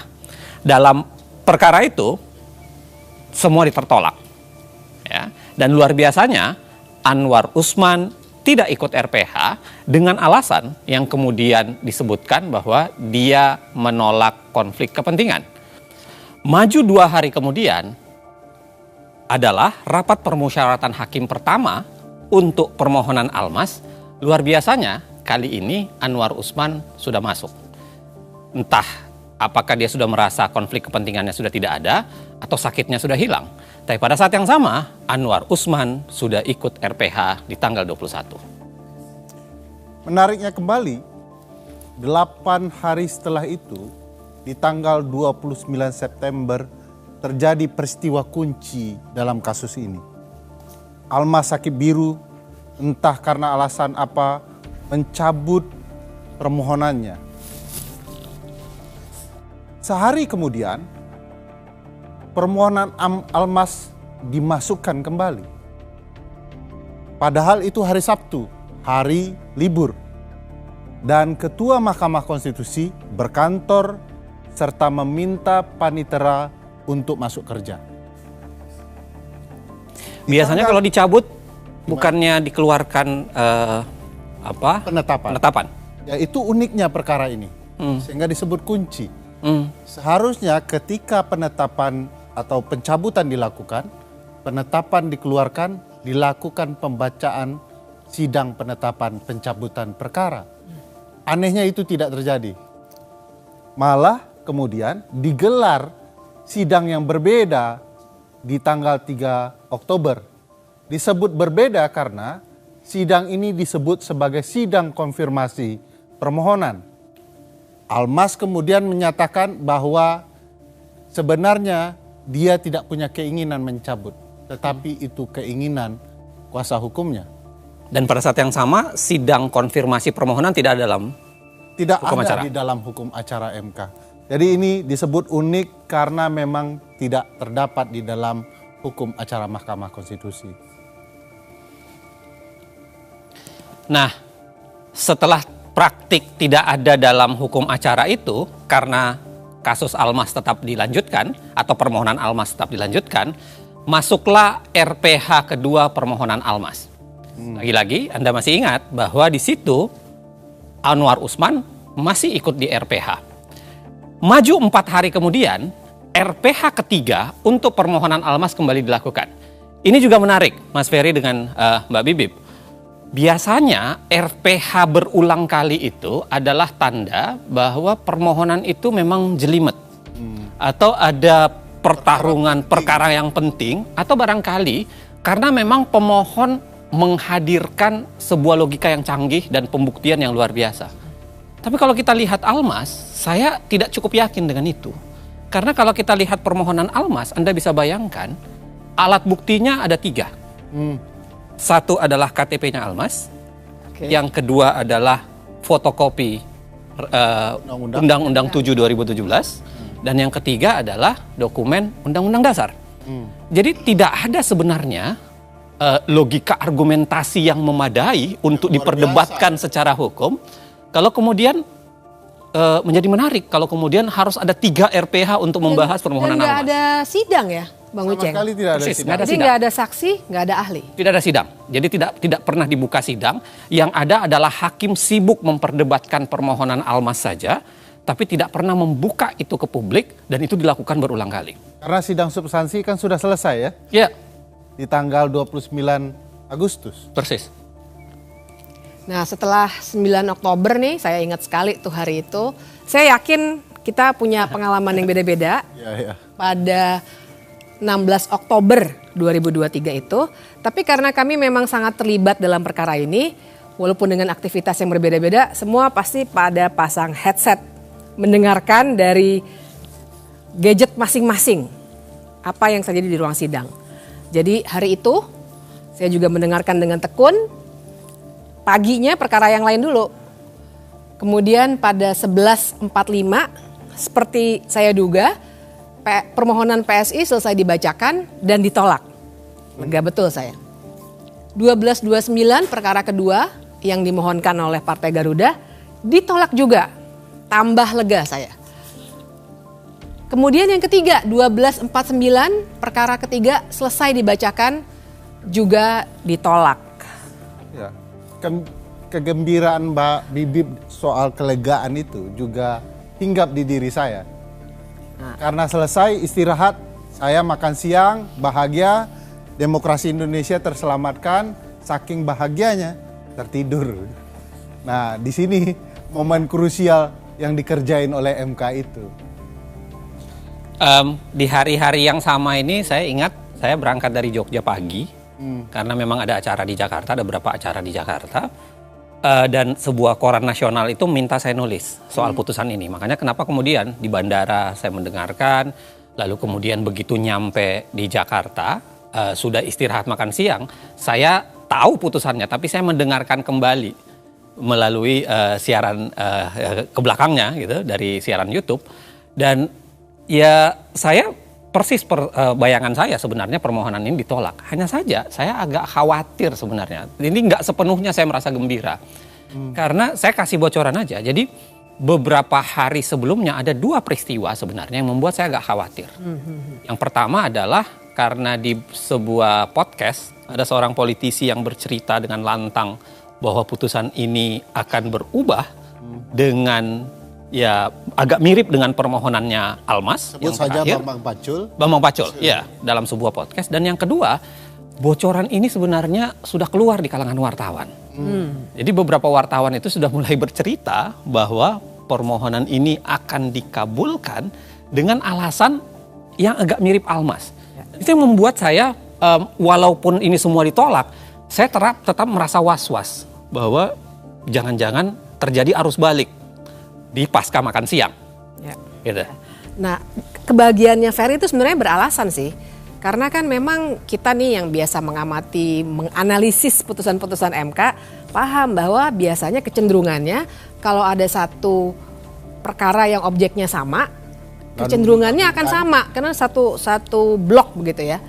Nah, tapi waktu itu saya ingat betul di jadwal sidang memang tertera hari itu akan diputus banyak putusan, tidak hanya 3. Nah, jadi waktu siang itu Ferry lagi tidur, ada tuh wartawan yang nanya, "Mbak, komentar dong mengenai putusan yang sudah keluar nih, bagus-bagus ya Mbak ya?"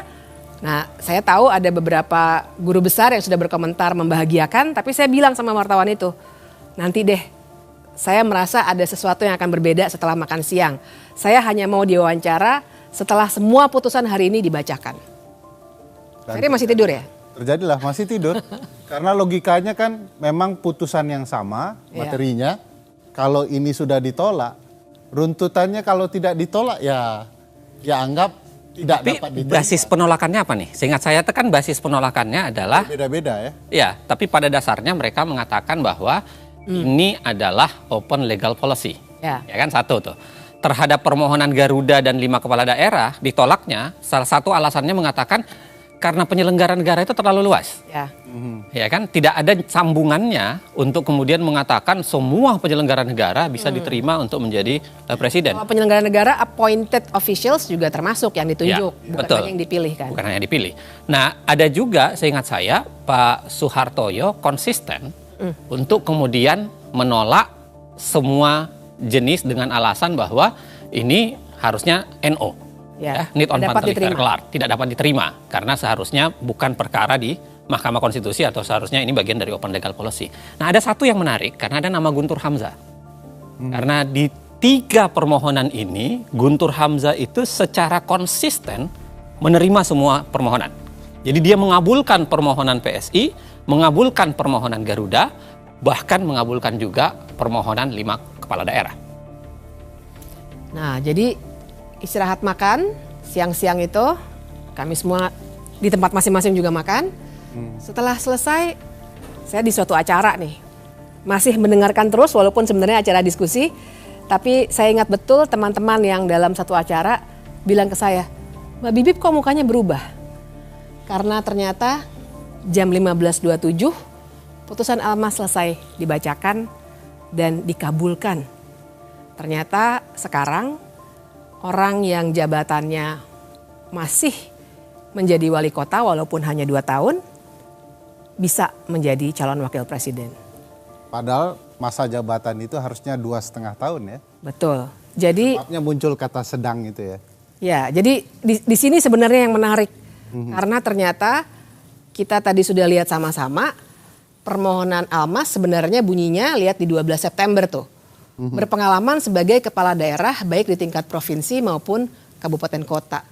Tapi ternyata waktu dikabulkan, amar putusannya berubah menjadi pernah garis miring sedang menduduki jabatan yang dipilih melalui pemilu. Ini pun sebenarnya agak aneh ya, kalau dilihat dari praktik Mahkamah Konstitusi harusnya dia sedikit banyak agak terikat dengan permohonan. Tapi ketika dia berbeda dari permohonan, itu kan secara teori ketatanegaraan biasa perdebatannya banyak. Misalnya soal ultra petita dan lain-lain sebagainya. Tapi saya kira apapun itu, ya berapa hari kemudian Gibran mendaftar. Tapi saya kan masih tidur itu ya. Jadi tiba-tiba ada senior. Oh iya, dibanguninnya gimana tuh? Dibangunin oleh senior dikatakan Gibran diperbolehkan mencalon. Saya sedikit marah dan sampai mengatakan saya gugat Anda nanti. Karena Anda mengganggu mimpi saya soal betapa indahnya demokrasi di Indonesia. Sekarang setelah terbangun, rasa-rasanya demokrasi jadi kian buruk. Tak lama kemudian, 25 Oktober, pasangan Prabowo Gibran mendaftar ke KPU.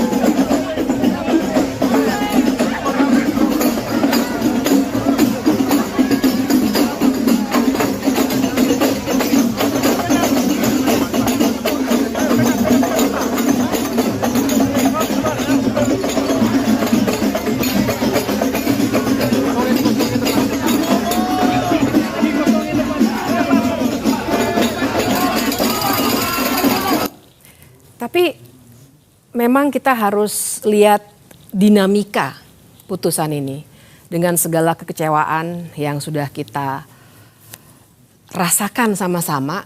Kita bisa melihat ada apa sebenarnya di balik putusan nomor 90 itu.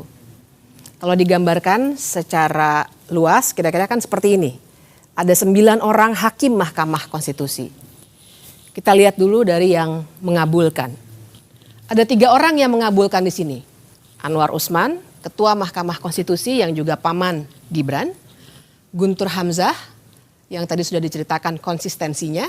Kemudian yang ketiga ada Manahan Sitompul. Kemudian di ujungnya, karena dia sangat bertolak belakang, ada 4 orang yang menolak atau sering kita kenal dengan memberikan dissenting opinion atau pendapat berbeda.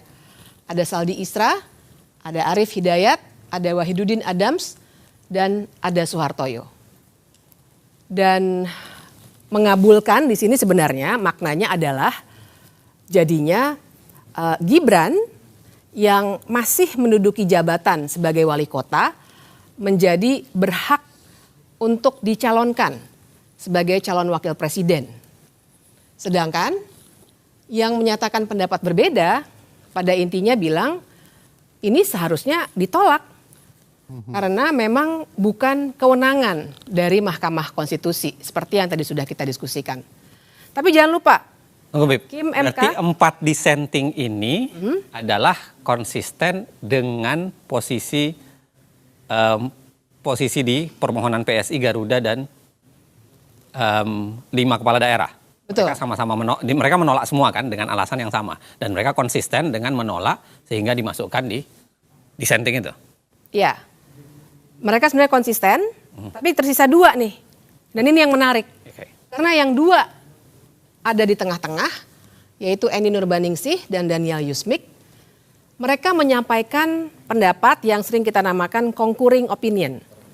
Secara teoretik itu artinya pendapatnya mereka memberikan alasan yang berbeda walaupun kesimpulannya sama dengan mayoritas putusan. Nah, jadi dengan gambaran ini perlu saya jelaskan sedikit ngomong-ngomong bahwa perbedaannya ada di mana. Yang mengabulkan bilang bahwa semua jabatan yang dipilih melalui pemilu termasuk di situ gubernur, wali kota, bupati bisa mencalonkan diri sebagai calon wakil presiden. Sementara Eni Nurbaningsih dan Daniel Yusmik sebenarnya bilang nggak bisa, hanya sampai batas gubernur yang bisa mencalonkan diri sebagai calon wakil presiden dan calon presiden. Nah, dengan gambaran seperti itu kan harusnya pendapat yang sifatnya concurring itu lebih dekat kepada pendapat yang menolak. Karena mereka sebenarnya tidak setuju dengan jabatan wali kota, tidak seluas itu. Tapi ternyata yang diputuskan, mereka yang berpendapat berbeda dikelompokkan ke dalam kelompok yang mengabulkan. Nah, di sini sebenarnya ada beberapa pertimbangan yang menarik dan saya perlu garis bawahi bahwa mereka berhenti di level gubernur. Sementara putusan mengabulkan untuk semua jabatan yang dipilih melalui pemilu.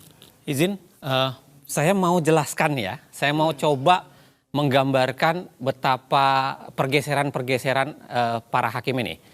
Saya boleh ya, saya pakai boleh. Gambaran secara sederhana ya, untuk menggambarkan bahwa ini menarik melihat pergeseran hakim per hakim ya dalam putusan ini. Nah, jadi gini ya, tadi kan digambarkan oleh Bibip bahwa sebenarnya ada dua keterbelahan. Ya, ada keterbelahan atau beginilah kita gambarkan bahwa terjadi perbedaan antara kita sebut aja gelombang pra-makan siang sama pasca makan siang. Ya. Jadi pra-makan siang adalah putusan-putusan perkara selain 3 putusan perkara para partai itu, dan pasca makan siang adalah kita spesifikkan saja ke putusan Almas.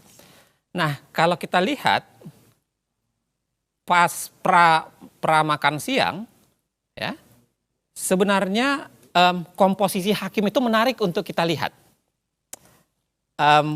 Kita buat satu gambaran bahwa ini adalah hakim-hakim yang langsung menolak permohonan. Ya, jadi ada 7 hakim di dalamnya.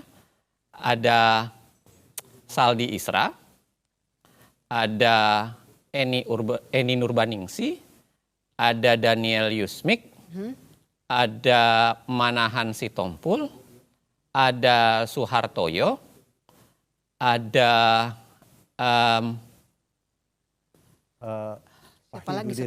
Wahidudin Adams, betul, dan Arif Hidayat, ya kan?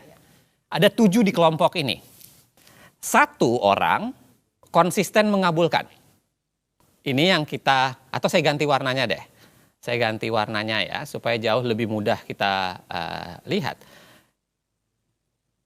Ini adalah Guntur Hamzah yang betul-betul konsisten untuk menerima permohonan apapun.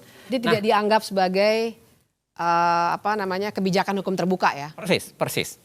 Nah, ada 1 orang lagi di sini yang Anwar Usman, yang sama sekali tidak ikut di permohonan itu dengan alasan yang tadi sudah saya jelaskan. Konflik kepentingan atau kemudian di keterangan yang lain dikatakan sakit. Ya. Oke.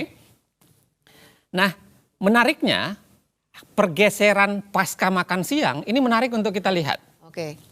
Pasca makan siang, ya, putusan pasca makan siang, khususnya Almas, kita bicara khususnya Almas, itu terjadi pergeseran karena yang menerima permohonan, ya, yang menerima permohonan kita pakai penerima itu adalah biru saja, ya kan? Yang menerima permohonan itu berubah menjadi 3. Ada 3 orang di situ. Ya. Ada Guntur Hamzah, ada Anwar Usman, dan ada Manahan Sitompul. Oke? Yes. Sedangkan yang konsisten dengan sikap pra-makan siang itu tersisa cuma 4. Tersisa 4 itu adalah ada Saldi Isra, ada Arif Hidayat, ada Suhartoyo, dan ada Wahidudin Adams. Ya. Oke. Nah, tadi Bibip sudah menjelaskan bahwa ada varian baru yang berbeda, yaitu tiba-tiba hadir yang namanya concurring. Di sini ada 2, yaitu Eni Nurbaningsi dan Daniel Yusmik. Nah, dari sini ini menarik untuk kita diskusikan. Ya. Mengapa ada banyak pertanyaan? Pertanyaan pertama adalah mengapa Manahan Sitompul ini tiba-tiba bergabung di tempat sini? Ya. Ini yang banyak dibahasakan termasuk dalam putusan MK-MK. Jangan-jangan ini adalah hasil dari proses lobby-lobby. Ya. Karena kan putusan MK-MK menyatakan ada hakim lain yang masuk ke ruangan hakim lain untuk kemudian saling berbicara. Ya. Itu keanehan pertama. Keanehan kedua adalah Anwar Usman yang tiba-tiba ikut gabung berbeda dengan kasus dengan yang lain. Ya. Kalau ini kita sebut keanehan pertama, ini keanehan kedua. Oke? Keanehan ketiga adalah misteri pergeseran dua orang yang awalnya di sini adalah menolak dengan alasan yang dikembangkan. Ya, tadi Bibi sudah menjelaskan bahwa dia menjadi concurring. Padahal concurringnya itu kalau kita baca, Eni termasuk menjelaskan cukup detail. Dia mengatakan, ya kenapa hanya gubernur yang boleh diterima dan berbeda dengan isi putusan. Karena gubernur itu adalah wakil pemerintahan pusat di daerah. Sehingga gubernur itu seakan-akan adalah ada bau-bau pusatnya. Menjadi gubernur itu dekat dengan pemerintahan pusat dalam tanda kutip. Itu dibuat dalam putusannya concurringnya Eni. Nah, menariknya adalah saya tidak tahu mengapa ya, dan mungkin barangkali kita bisa diskusikan kemudian atau kita bisa simpulkan atau kita tarik bagaimana cara berpikirnya. Mengapa Eni Nurbaningsih dan Daniel Yusmik memilih untuk concurring dan pada saat yang sama dia memilih untuk digabungkan di dalam putusan yang mayoritas 5 ini. Tadi Bibi sudah menjelaskan. Harusnya kalau komposisinya adalah dia bergabung dengan yang seperti ini, karena memang ini lebih pengelompokannya lebih dekat, harusnya putusannya menjadi 6-3. 6-3 ya. Ada juga pertanyaan Bang, kalau boleh bertanya. Almas mengajukan permohonan dengan mengatakan bagi yang pernah menjadi kepala daerah. Kata pernah, dia harus menyelesaikan masa jabatannya. Ya. Persis. Lalu tiba-tiba di putusan ada tambahan kata. Pernah atau sedang. Persis. Nah siapa yang melakukan perubahan itu? Kita nggak tahu ya, tapi kalau kita lihat gejalanya, ini kan ada 3 nama nih yang sebenarnya konsisten di sini. Dia, ya kan, yang kemudian bicara di sini. Yang paling konsisten itu adalah Guntur Hamzah. Guntur Hamzah. Karena Guntur Hamzah itu kan dari awal. Ya kan? Guntur Hamzah itu dari awal di semua kasus dia menerima. Guntur Hamzah ini hakim yang masuk dadakan ke Mahkamah Konstitusi karena harus diingat bahwa Guntur Hamzah ini adalah hakim yang menggantikan Hakim Aswanto secara pelanggaran konstitusi juga. Ya. Kita harus tetap ingat. disahkan. Tapi tetap disahkan. Ya. Dan jangan lupa Guntur Hamzah ini pernah juga melakukan perubahan pada putusan sehingga dijatuhkan sanksi etik. Ya. Dan dia dulu adalah Sekretaris Jenderal Mahkamah Konstitusi. Persis. Nah, hal yang menarik lainnya adalah kalau kita baca dari dissenting opinion Saldi Isra, Arif Hidayat, Suhartoyo, dan Wahidudin Adams, kebanyakan isinya itu, walaupun ada juga bagian menganalisis perbedaan mereka dengan putusan mayoritas, tapi kebanyakan itu adalah seakan-akan dalam tanda kutip sumpah serapah. Ada kemarahan Saldi Isra yang dituliskan di situ, ada kemarahan Arif Hidayat dituliskan di situ, ada kegundahan Wahidudin Adams yang dituliskan di situ. Betul. Nah barangkali lagi-lagi itu barangkali yang bisa menjelaskan kenapa putusan ini baunya anyir. Dan saya kira itu yang saya tuliskan di sebuah media nasional, kemudian saya katakan bahwa ya putusan begini ini memperlihatkan betapa palu hakim sebenarnya patah berkeping-keping di hadapan putusan Almas.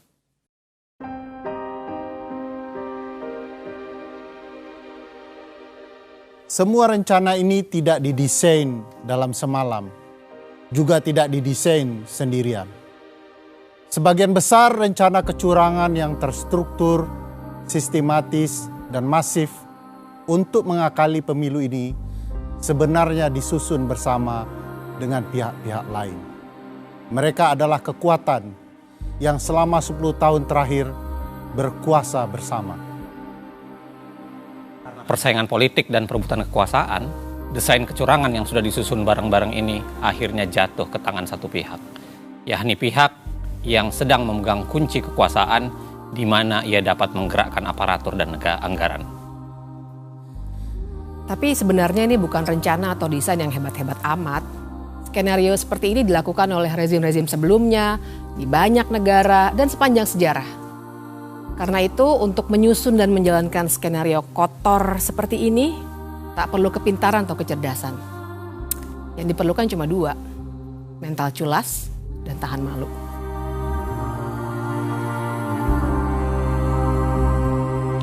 Sekarang ini saya mau fokus dulu bekerja, ngurusi masalah rusun, masalah monorail, masalah MRT, masalah kesenjangan tadi, masalah copet tadi, masalah-masalah itulah. Jadi saya yang paling kecil kayak Kaisang dia jualan pisang goreng, kemudian yang gede Gibran itu jualan martabak. Ini yang Ayang sama suaminya mau jualan kopi, ya silakan lah. Mau terjun ke politik juga silakan, nggak tahu saya. Tanyakan aja ke anaknya langsung.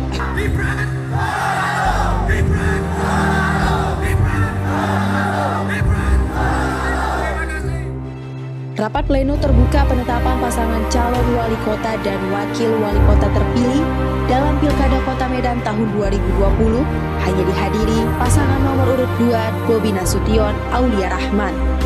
Buat Pak Prabowo dan Mas Gibran,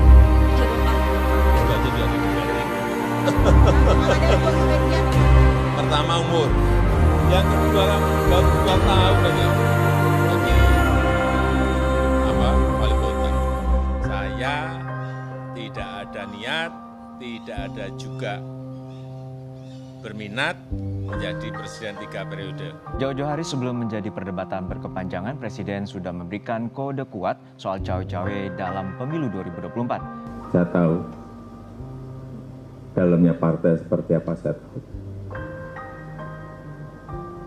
Partai-partai seperti apa, saya tahu. Ingin mereka menuju kemana, saya juga ngerti. Informasi yang saya terima komplit. Dari intelijen saya ada, BIN. Dari intelijen di Polri ada, BIK. Dari intelijen di TNI saya punya, BAIS. Dan informasi-informasi di luar itu. Angka, data, survei, semuanya ada.